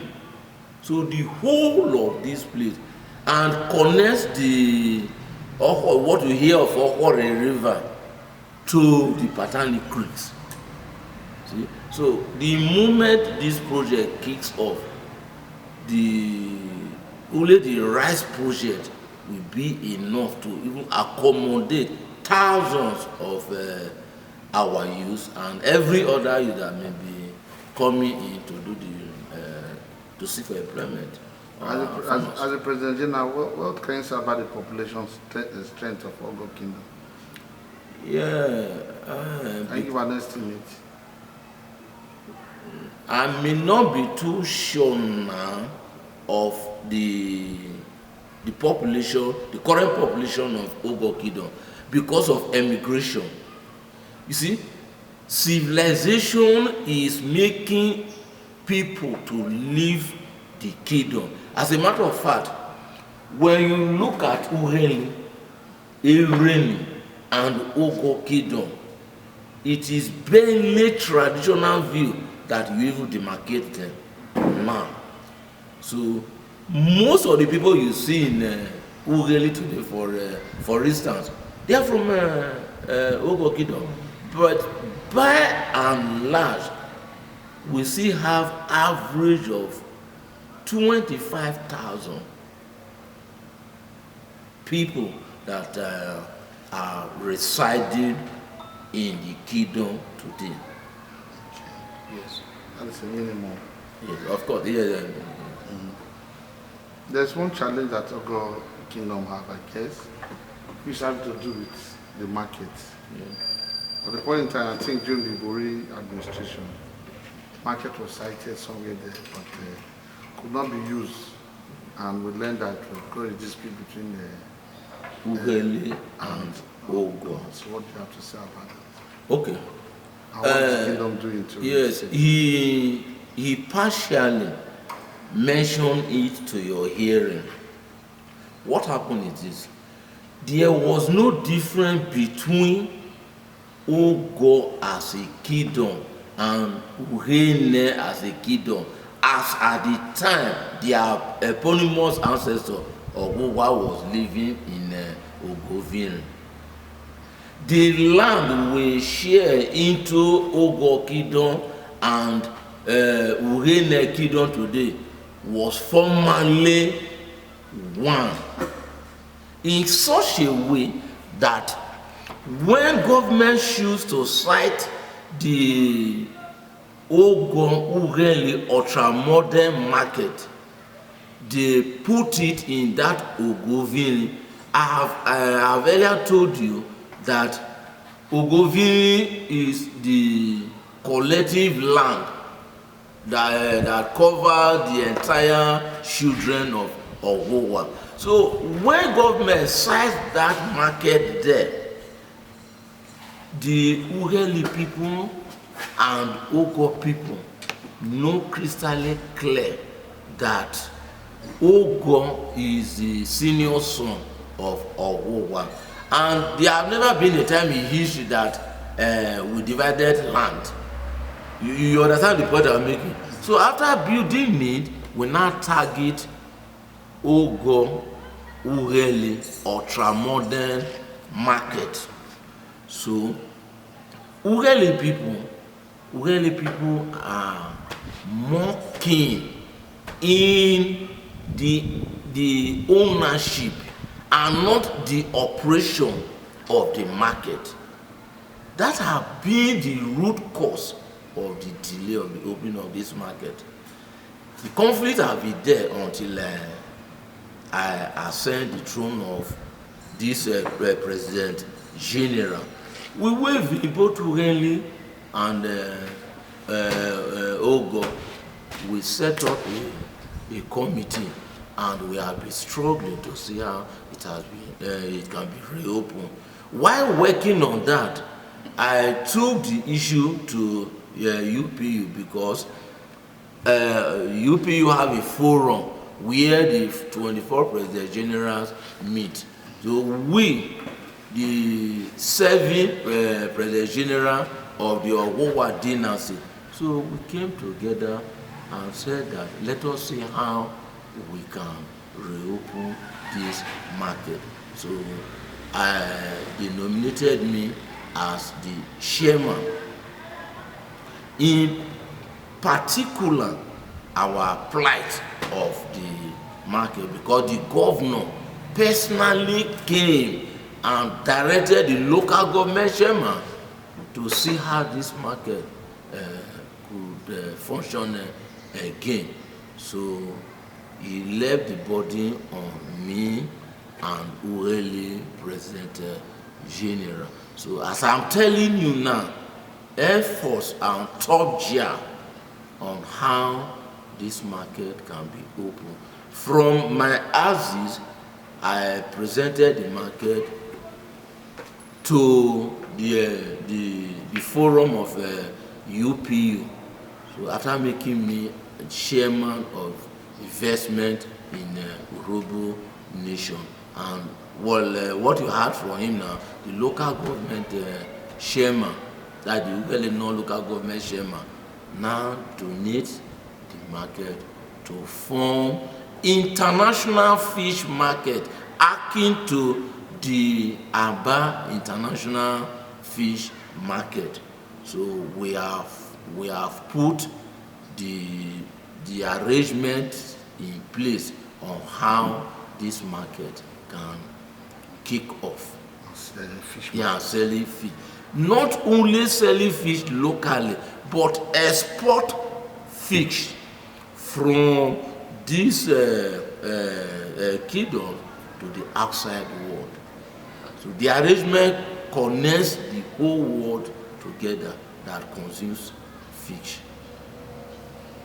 So, what can you say about the tourism potential of the kingdom? Is there any area of tourism here? Of course. I had earlier pointed to you that the Ogor you'll be hearing of is also akin to Oduduwa. The Beninese also have same. So, take for example the Oduduwa Cultural Center. See, when you go there, you see historical sites, artifacts, and here and there. So the same things we have here, like the seat of the Ogor dynasty, the court, this Ogotech you've been hearing of. When you go there today, you also see the former court that these present people inherited from the forefathers that we are having. Then this sacred land, when you go around Benin, for example, you see some of this sacred land right inside the city. The same thing, the same thing we also have here. When you move from this Ogor to Odopopo, by your left there, that is where we have Ahon. And that Ahon means it's a sacred land where Ogor himself personally dwell. When you move further, we see this Ogoviri, a site where the 2-3 kings that I give to you also dwell. When you move further in what we call Urovie now, you see what we call the Agara historical site. Those like what you see, what you see there now. These are the things that constitute a museum. These are parts of the buildings we inherited from our ancestors that make up our archives. So these things are there. Then when you move inward by the Ahon, the real place we bury Ogor himself is such a mysterious site. The type of the grass, how do I, you see, they will call ant hill.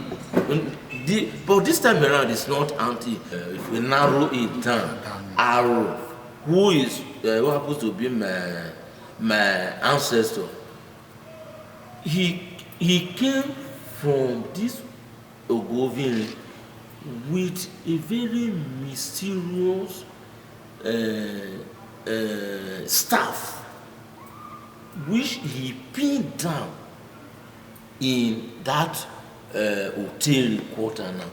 And that is how our children build the home. And that thing till tomorrow is still there. That particular place, the type of water you see there, the water doesn't dry. We have been informed that in those days, if your child is sick, it's just a matter of going there, take the water, just sprinkle a little into it. Even in my own father's compound, they won't call it Jomafuwe. These are the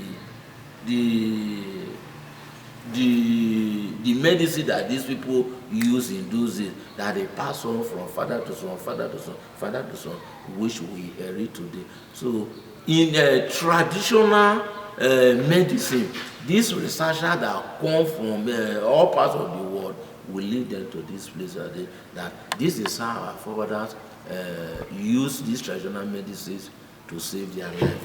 Then when you go to Vinri, the same thing that happened in Egeputa also happened in Ovinri. The center of Ovinri, the center of Ovinri now, the what we call Ayamagodi. If the content of that basket till tomorrow remains a mystery, very big shock. Till tomorrow, no individual can go to that place and raise that basket.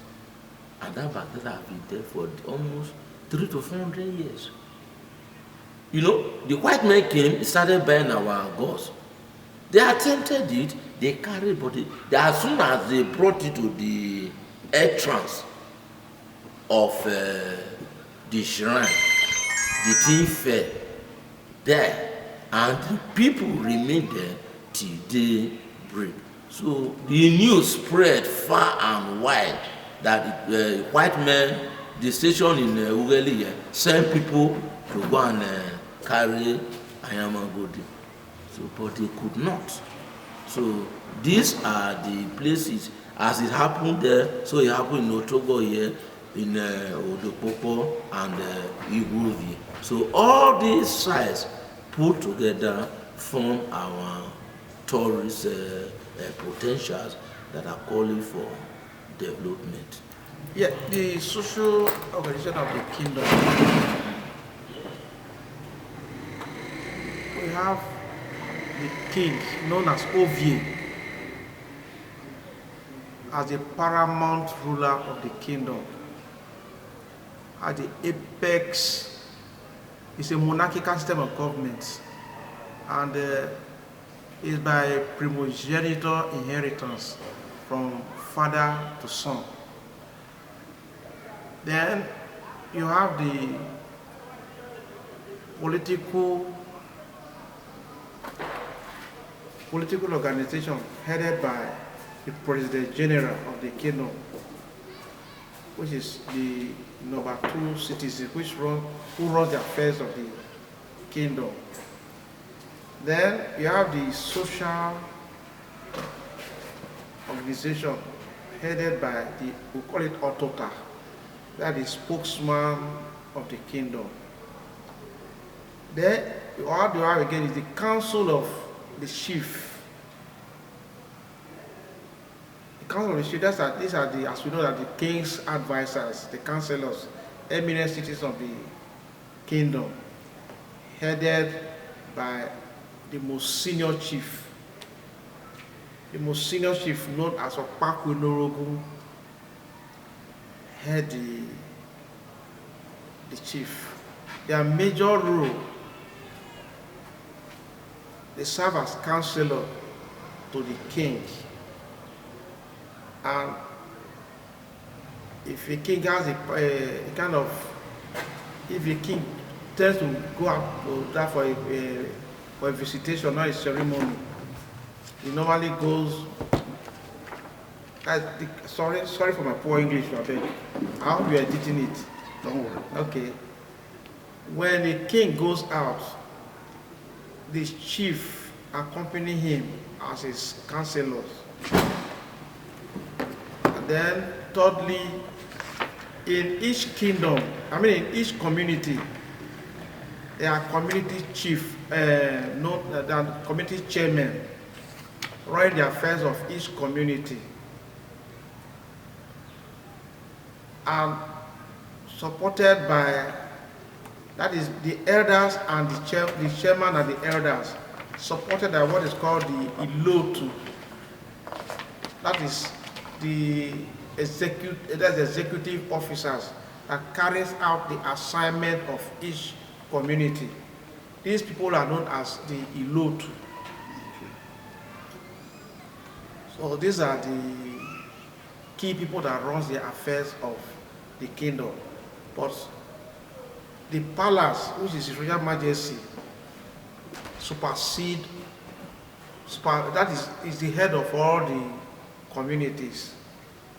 And all the chairmen, including the President General, they normally hold meeting with him bi-weekly, that is every 2 weeks, to discuss issues that affect the kingdom. That is that. Don't we have the youths of the kingdom and women leaders? Of course. Women associations. Women leaders. Each community have women leaders, but as we usually call them, market leaders. You know, women are very good with commerce, but when the issues of community or the kingdom affairs, they are the people that they always look on to organize other women. And then in each community's court sitting, the women have their seats also, where they make their own contribution and discuss the affairs of the kingdom. But in all this, they are under the President General of the kingdom. Like the same thing with the youth too.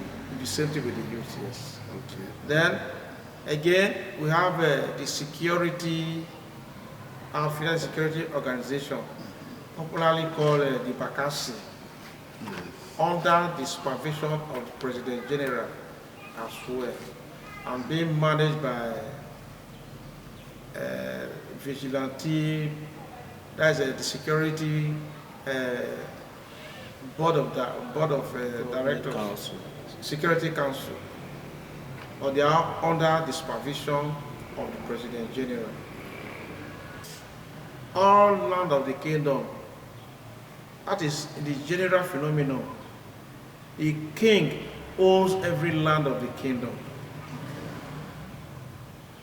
But when it comes to transaction, maybe in terms of sales of the land, it's under the Land Use Decree Act, which is 99 years tenure. Okay. Yes. So the communities, do they have stake on their land? For instance, Ejikuta now, the land in that area now. Yes. If somebody wants to go and buy the land, what processes? Does it come to the palace here first, or it goes to the community? Yes.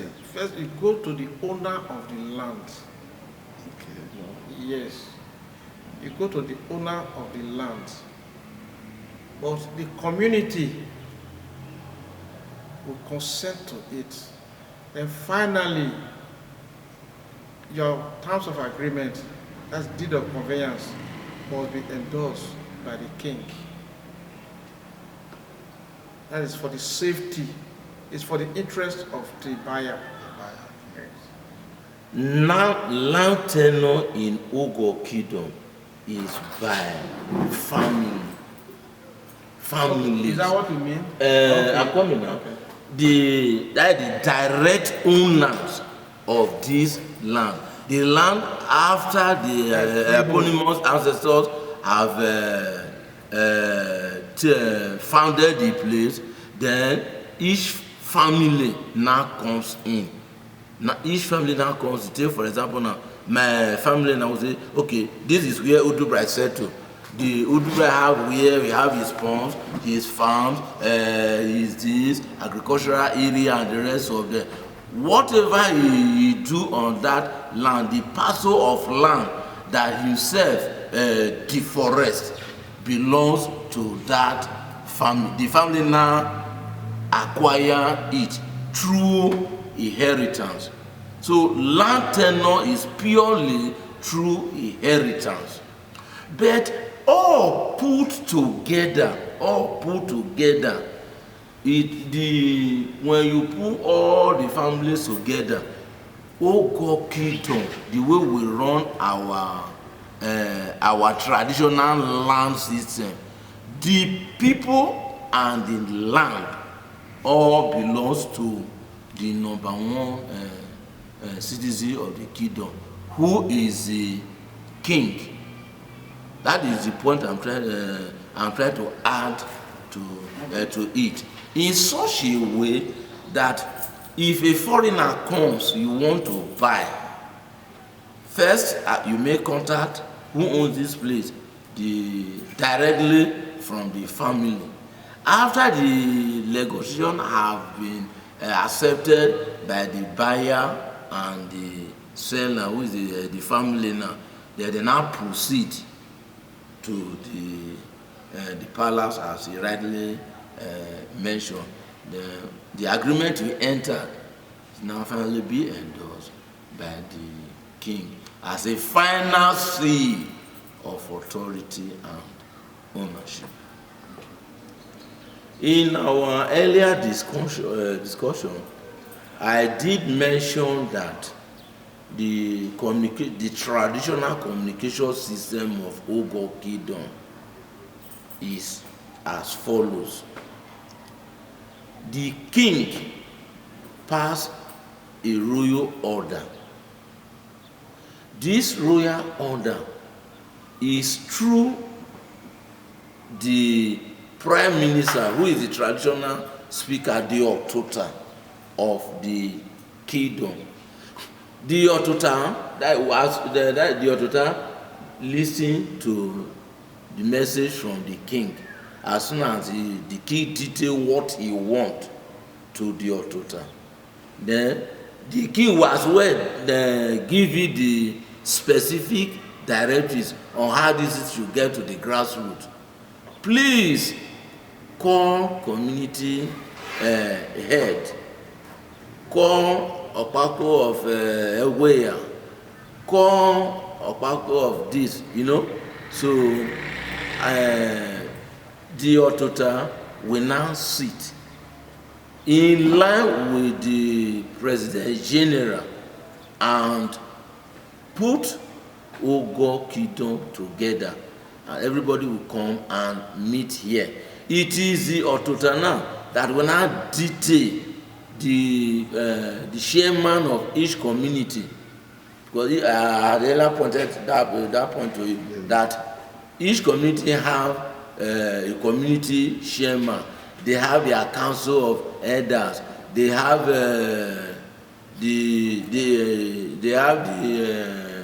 what call Jipopo. They have the youth. This has been put in place in each community. So the Otota now will now detail the community chairman. Please bring two people for example. So when a Ejekota is coming, a Ejekota will now come with their speaker, their president, that is the community chairman, the most senior man, the most senior woman, as the case may be, then the youth leader, as the case may also be. So each community will now bring these people. So when all gather here,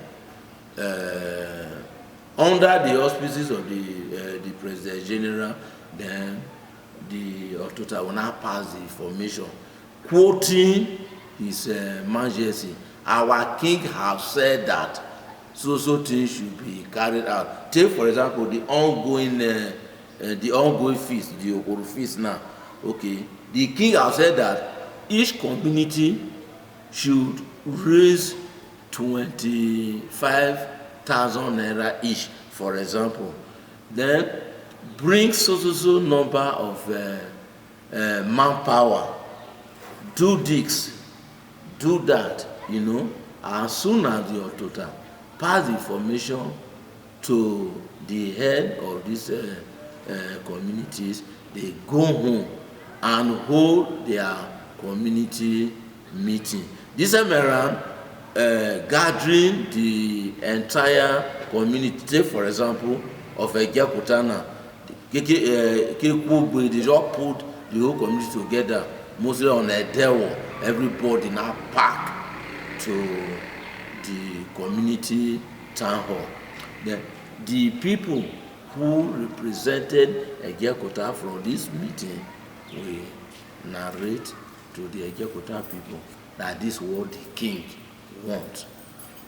So step by step, they narrate the wish and command of the king and how it should be done.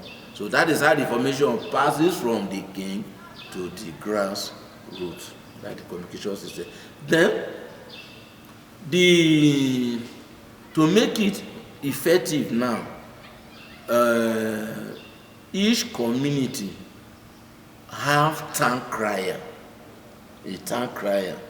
So after the general deliberation, the chairman or the president of the community, as the case may be, will now instruct the town crier to yes, the town crier now will carry out, make the announcement. See, then if it is something criminal, for example, now like what he's saying now, the age grade, that body of viable men, the Gikpopo now, then the information will go from the king to the president. The president will now pass the information to the head, who will now call his people and execute the desire of the king. Then, in case of emergency, for example, the king also call the Otuta or the president general. In case of emergency now, then we will now use discretion. What do we do? See, this thing is an emergency. It's okay. Let's use these modern speakers, these people that goes around. So we pay them 1,000 or 2,000. Then immediately the person now go around the community and announce through the public address system. So these are the various ways through which information move from the king to each community. That is from top to the grassroots. Then from grassroots to top, because it is a two-way traffic. If a Gekota whole meeting and the particular thing is beyond them, we had pointed out to you that the king owns the land and the people. Underline one issue: the king have a final say as far as kingdom issues are concerned.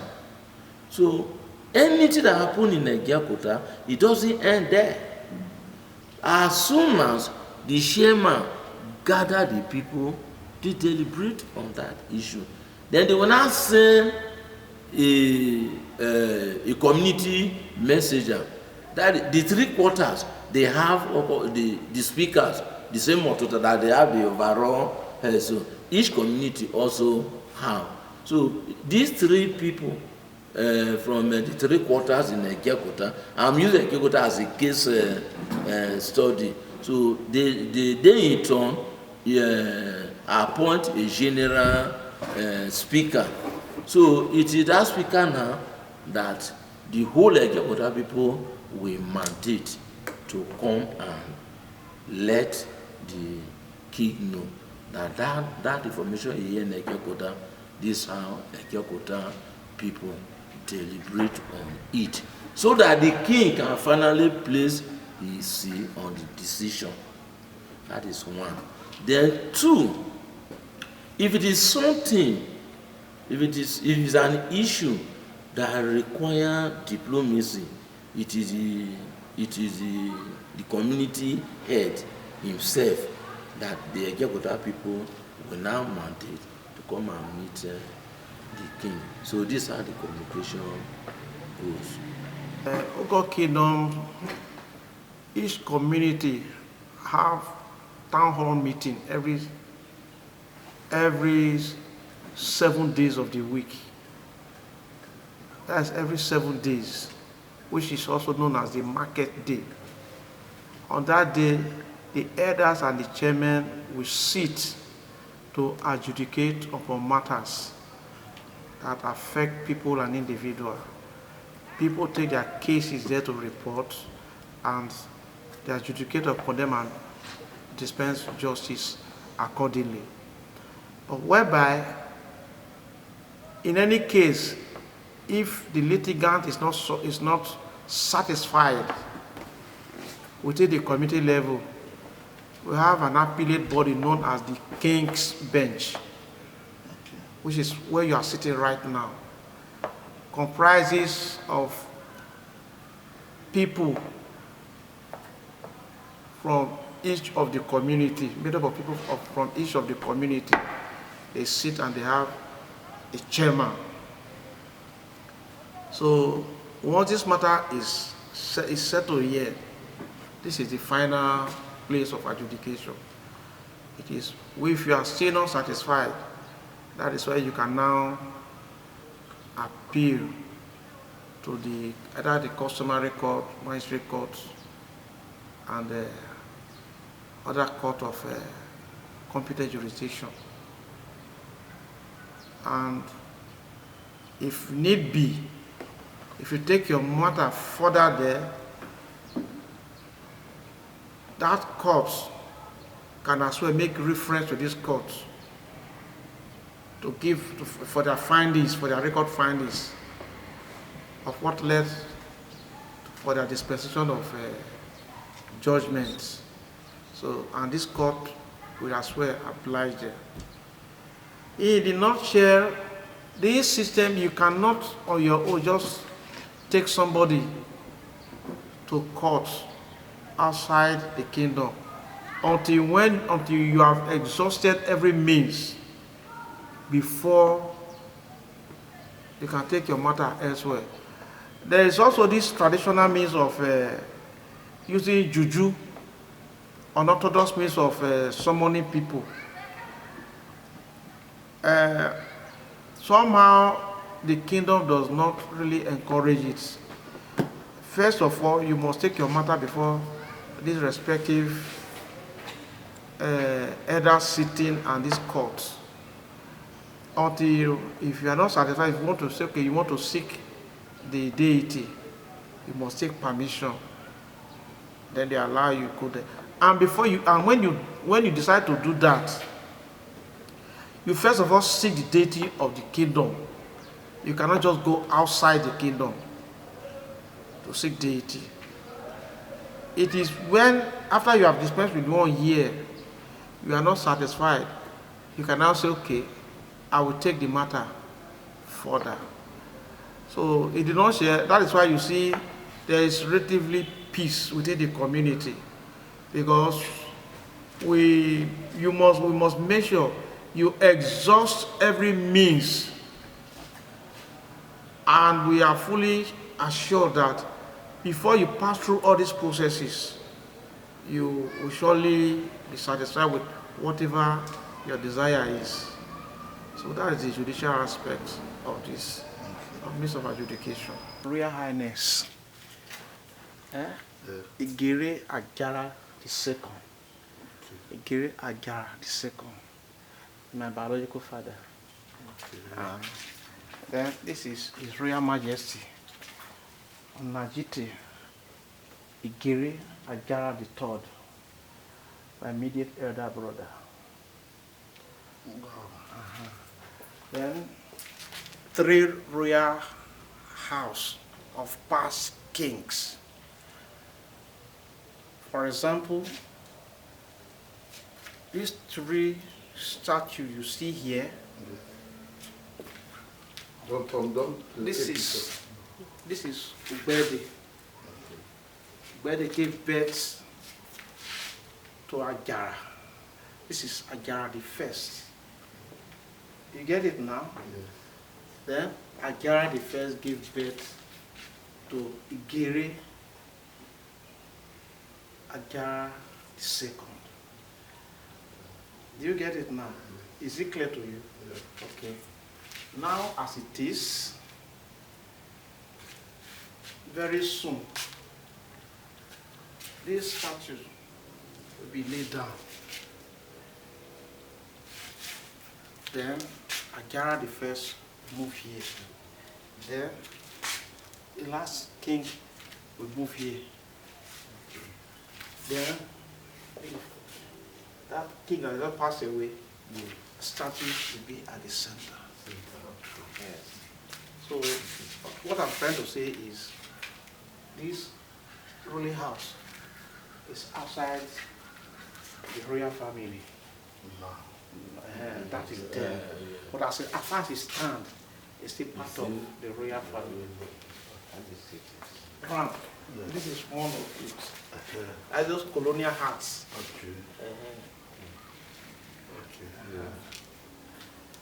To be precise, this city are not meant for fun. At the time, a king used of the royal house. Yes. So, as you see it there, it's a symbolic expression that their forefather, as far as this land is concerned, uses it. And as you can see the modernization. Oh, yes. You see this, that's the point you should take note. This colonial, this is the middle age between this and this, and this is the modern one of it. That is the traditional royal home. It's an ancient crown. You can snap it. Among the, not just Robo alone, among the mangas that I know that many kingdoms don't have historical artifacts like this. They are here to see other ones. Honestly, they appreciate what they are seeing. What do you call this guy? He to produce this Kogi Africa. He has got the whole of Africa, but I'm not everywhere saying if you want the historical fact about the people.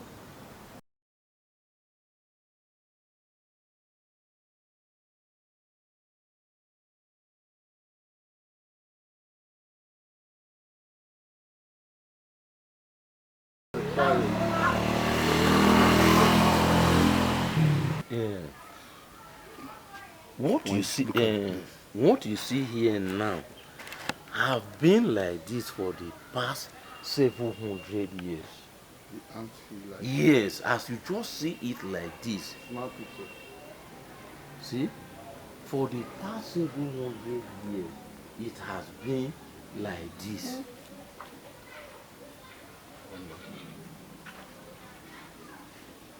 Certainly now that they modernize it to this way.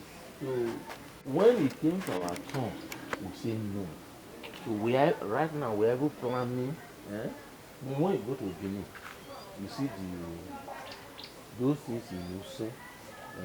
Of this 1, 2, 3, 4, 5 represent a century. As you see them like this. This one now, I wish we call the high priest now. This one is associated with Ogor, ruling as a king. The whole of his regime is here. You see how Agbara is split and every place in Agbara is not. See no amount of invasion.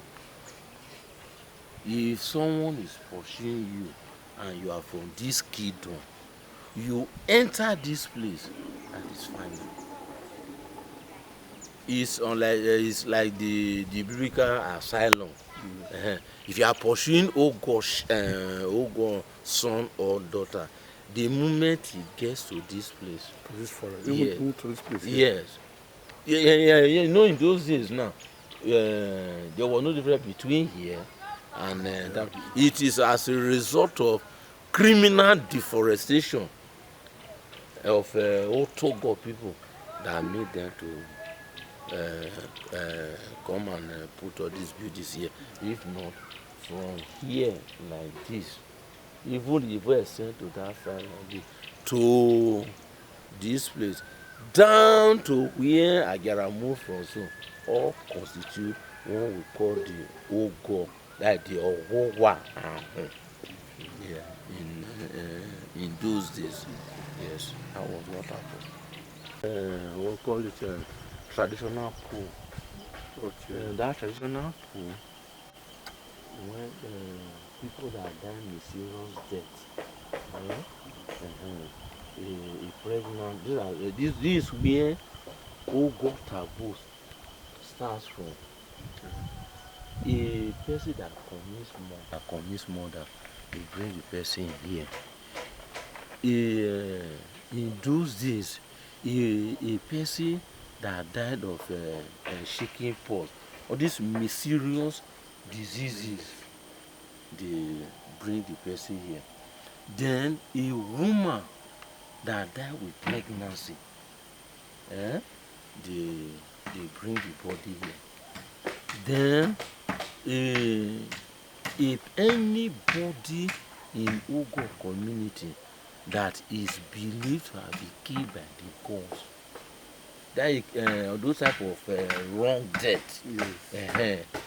they bring the body here. Then most importantly, those other people that they use when they, so those periods that they were talking of a human sacrifice, all those type of things. This is the seed, such things, such that till tomorrow, if you pass like this now. I did a work recently here.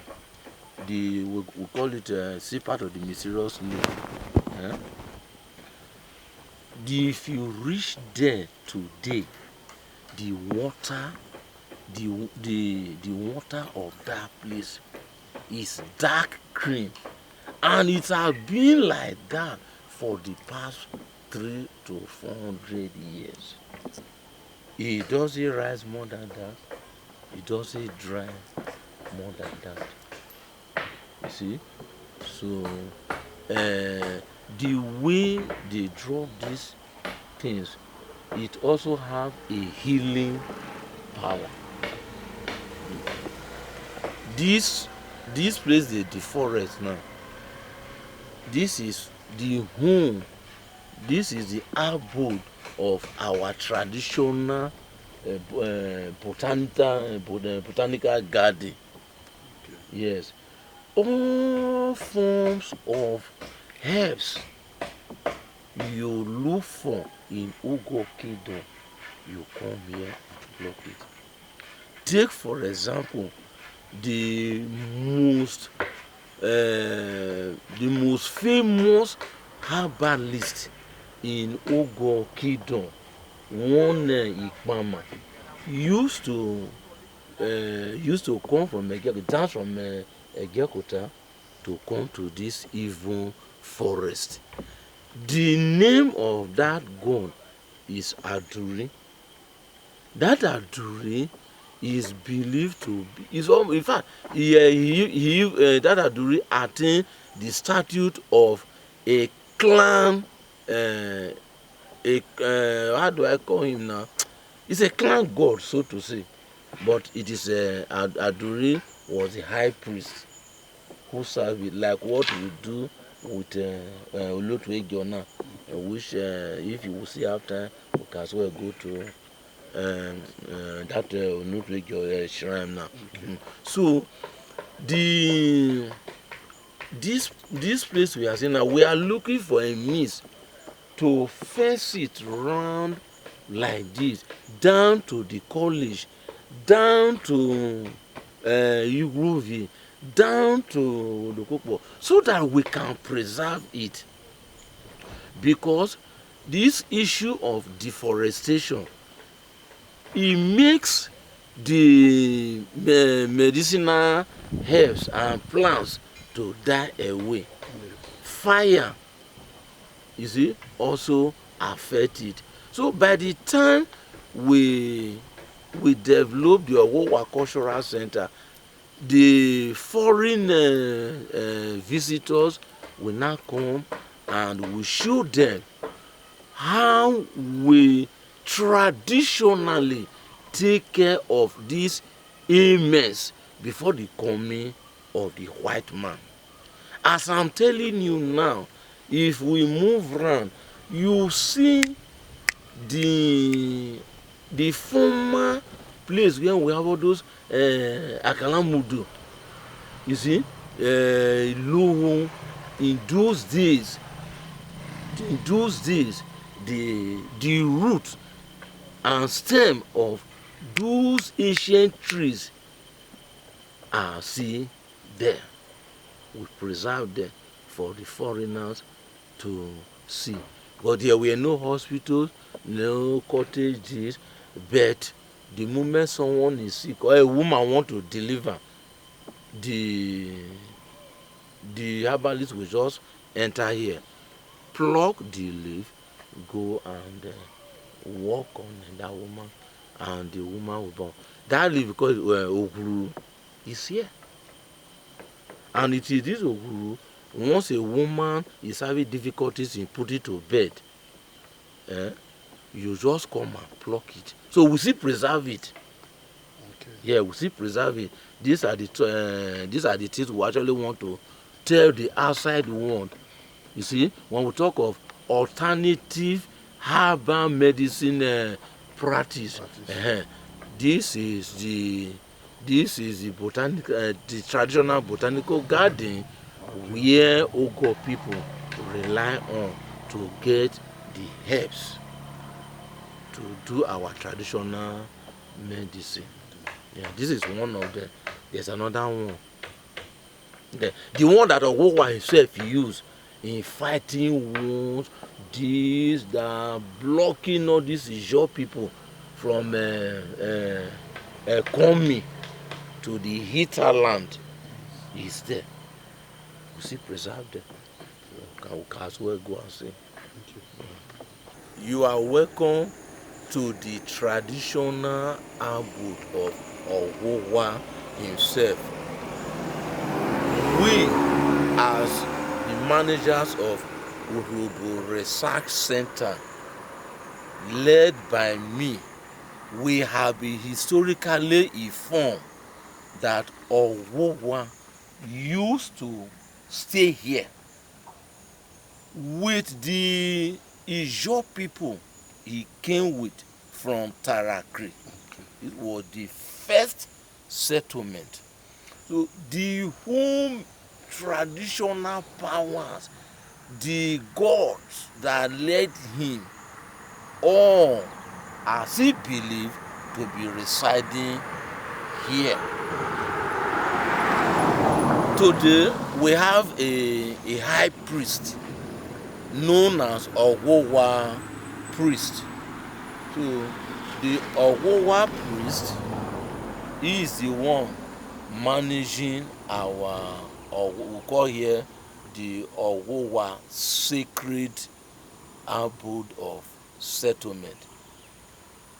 So it was believed that the warriors, all his warriors, the important people used in running the kingdom, here used to be the orchestra where everybody gather. See, so if the priest were to be here now, we would have gone round each and every tree here that symbolize one of Ogor powers.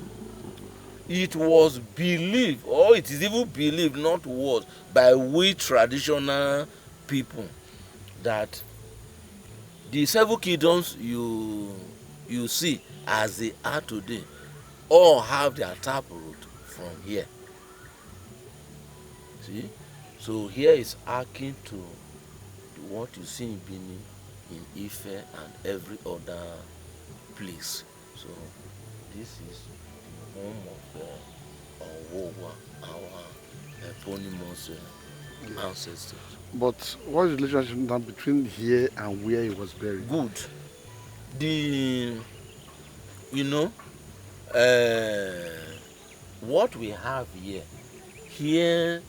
what we call a central shrine. Yeah, you understand me? A central shrine of Ogor. This is the central shrine. Then where we are coming from, that when he died, they now bury him there. I think you understand me. Yes. The point I'm making is this: in his lifetime as a king, he led all his people, seat of administration, all the traditional things he was doing there here.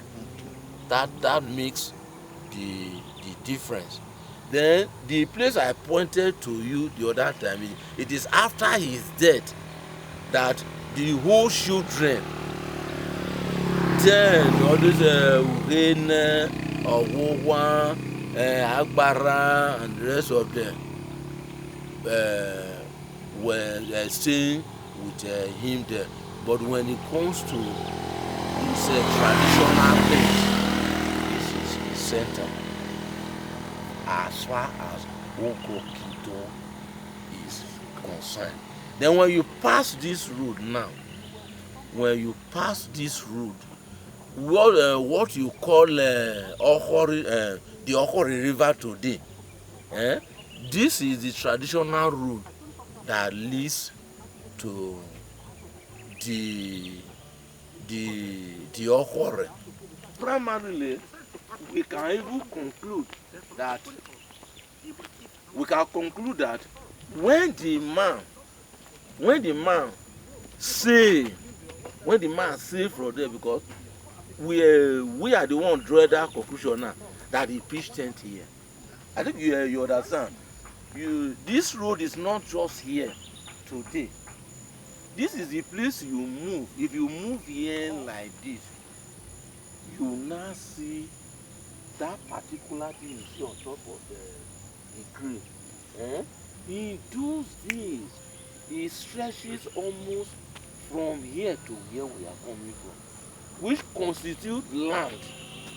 I think and it was said that everything from Patani, which they call a cow, used to be a navigable river.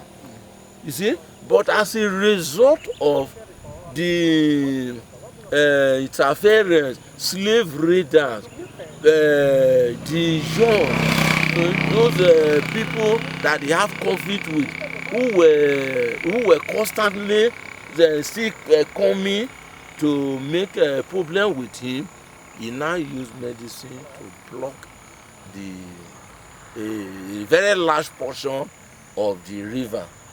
You see, so today when you move this place, you now see the place is no longer navigable until you move further to the Gekota junction of it. From there to Irini, we call it Elme, which is now likened to a lake. My name is My name is Gladys Okubigo. My father's name is Okubigo, but the name this Juju gave to me is Ohai Keri Yagawan in Ogor Kingdom. We are in July now. Our festival is coming. Few days from now, our festival is coming. You can see this Juju have many women married as he can because he's a king. He's a king. Although this Juju have many places we serve, like place with Osegor, he has Arebo, he has Umukbe, still have Iri, he still have Imagine. Then he still have Ebegoro, he have Ugojarovie, he still have Ofoko. Those are the names the Juju give to us. The titles we answer here. Then you still have Asasa. You can see the Asasa beside me here. You still have Akpine, you have Oreuge, you have the Waikeri, you have Orieke. Orieke is the one who opened door for us when we want to enter after the feast. He opened door for us, good things come. Then you still have who again? Eva, many Eva. You can see me with the dressing. Yes, we have it. Then at the end of the day, when we are coming out for the feast, the king will come out. Then we embrace each other. At the same time, this festival we are going to do now, we do it once in 1 year. Once in a year. Then when the king will come, the king will only see the Ossejo face to face once in a year. Once in 3 years. Once in 3 years, not every year. After this year, the king is not coming out. But the other next coming year, which is year 2022, the king will come out again. That is when the Ossejo and the king will embrace themselves. They will see each other. This juju have many rules and regulations. We don't eat gari because we are wife of a king. He presents us as a wife. We are the wife. So this is all I know about the juju. If ever my father have orders to put, let him continue for where I stop. Thank you. If I'm asking, how old is the deity? I can't remember. Okay, my father will do that. It's almost let's say during the time of Eridi, the king. So he don't take for long time. Many years ago. More than 30,000. Even with Yes. more than what is It's what I know. so he don't take. You know, We still have masquerades.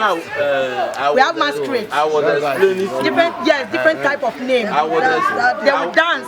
So this one here now, is it this community? Yes, the full community. The whole crown. The whole Ogor, Obiri, Ejekota, Igure, the whole crown. We have 4 crowns. Daddy? Yes, 4 crowns. So they are the ones that come here to celebrate? Yes. Okay. That is good. We are doing very good. This is a direct confirmation of what I was telling you. That those lives you see there, each king have his own traditional way of ruling his people, and from day one there have been a god that is assigned with each particular king. This Eride we are seeing, which I've shown you from the calendar I give to you. Yes. This was how Eride ruled his people. Now that's what we see maintain till tomorrow, and that's what makes us Ogor people, separate from any other people. So when any white man, anybody in this world come here, you mention Eride. Say okay, Eride is 1792 to 1997. In his regime, how did he rule his people? Yes. They will now fall on the people you are presently seeing, who are now talking to you. The high priest is there. Yes. The Ose is here. We call him Asasa. Asasa, then you say you are the I'm the Owaikeri. I'm the one coming out with different dressing, any attires, men, women, Adagba, anyone I can put on, I can do it that very day. The festivals, all those our cultural display, the cultural display, all those festivals, traditional administration, all those medicine. As you can see, this is our daddy, the chief prince. We call him king here. He's the one controlling us here because he's the king. You can see him. He's tall, handsome, huge. Everything about him is cute. You see him. Father. Yeah, that's good. So go back now. Okay, right. I am High Prince Ugbete I of Ogor Kingdom. Okay. This is my own kingdom. The Jew one they serve called Ugbete, and I am the chief prince. We serve it to maintain the whole kingdom, to take care of everyone, and it's here to save us. And as you see us, the feast of the kingdom is now at hand. We will do it on the 27th. That is the date we will dance to daybreak. On the 30th, may the highness of the kingdom will go enter the community. That will bless you all, everyone that come. So as you see me, I am the chief priest of the whole community. And this is my members. That they call me Ugbete One. I forgot kingdom. Thank you very much. Thank you very much. I am Evangelist Simeon Ifekoha. Come again. Evangelist Ifekoha Simeon Okay. of Oviri Ogor. Okay. Yeah. So, historically, can you tell us, first and foremost, when Christianity was introduced in Ogor Kingdom? Can you just give us a brief In this kingdom, right what I was told, my father once told me that Christianity came into Ogor through Oviri Ogor community, that welcomed Christianity to this kingdom far back 1901, and it was first established as CMS Church in Oviri Ogor before transfer to other communities within the kingdom. So, according to your father, what was the reaction of people there? When My father said the people that first brought this word of God to this kingdom came through Okpari Olomu, and people saw them then as they are not true human beings. So according to the history, they found it difficult to come together with them before one very family of Eferakeya, who is so dedicated because he's traveled first among his age in Ogor. Before he came to say yes, several places they went to, he went with the first bishop, Agori Iwe. They traveled a lot. He saw that there are people sent by God. Those are the missionaries that brought the Christianity to them. He taught a lot. He went from house to preach to the people that look, these people are men of God. They preach the word of God. They condemn the acerbity situation of our black people. Some actions they were taking were wrong. They are not true felony to their neighbors then. So they were preaching the word. In fact, it was through the Efrakaya family that Christianity took hold within the clan. So the CMS now, the first building, is it still available? No, the very first building was not available. It has been modelized to a block big house. Formerly, in fact, at the early 70s, the house was just like a kitchen, a mud house, and very small. Gradually, when people see the importance of serving God, they brought their head together and think of what to do. They now extend it a bit bigger. Then when our community people were going out, traveling, see what people are doing, house of God, they now came back to say it is time to expound the gospel. So they extended the house. Today now the house is a big house. It's no more like a quack house or former. So what's the name of the church? Have the name changed? Presently, at about 1960s, the name was changed from CMS to Anglican Church.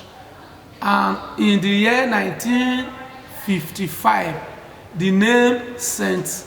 Andrew's, St. Matthew's Anglican Church, Oviri Ogor.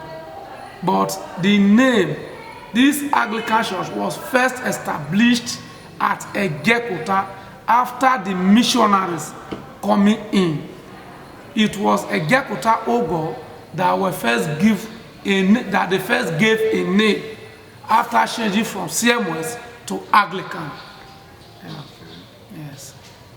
So today, now, the Anglican Church, how many communities can we find them in Ogor? Presently, in fact, the Anglican Church is the most popular church in Ogor. Is found around the whole community in the kingdom. Okay. As an evangelist now, in terms of the culture of the people, vis-a-vis Christianity, what can you say about it? In fact, Christianity have eaten deep into this kingdom. In fact, the Christianity have thrown away most of the culture, the tradition of the kingdom. The Christianity have shattered it, that most of them no longer hold as tradition or culture of Ogor, because the Ogor kingdom, the Ogor indigenous have gone far into the words of God. So we practice most the word of God than the tradition or the culture. In Ogor kingdom, formerly you see Igbe, but now I have it sincerely that in the whole of the kingdom you can hardly find Igbe house in Ogor. We have other churches, e.g. the community I came from, we have over 12-13 churches in it. But then the Anglican and the Catholic are most upright, most up in population on the communities.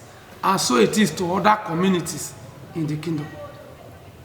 The attitude of this Our Highness towards the Christianity, I believe, if I may ask to score him, is 80%, because he's a young man and he believes that God created him and whatever his existence today.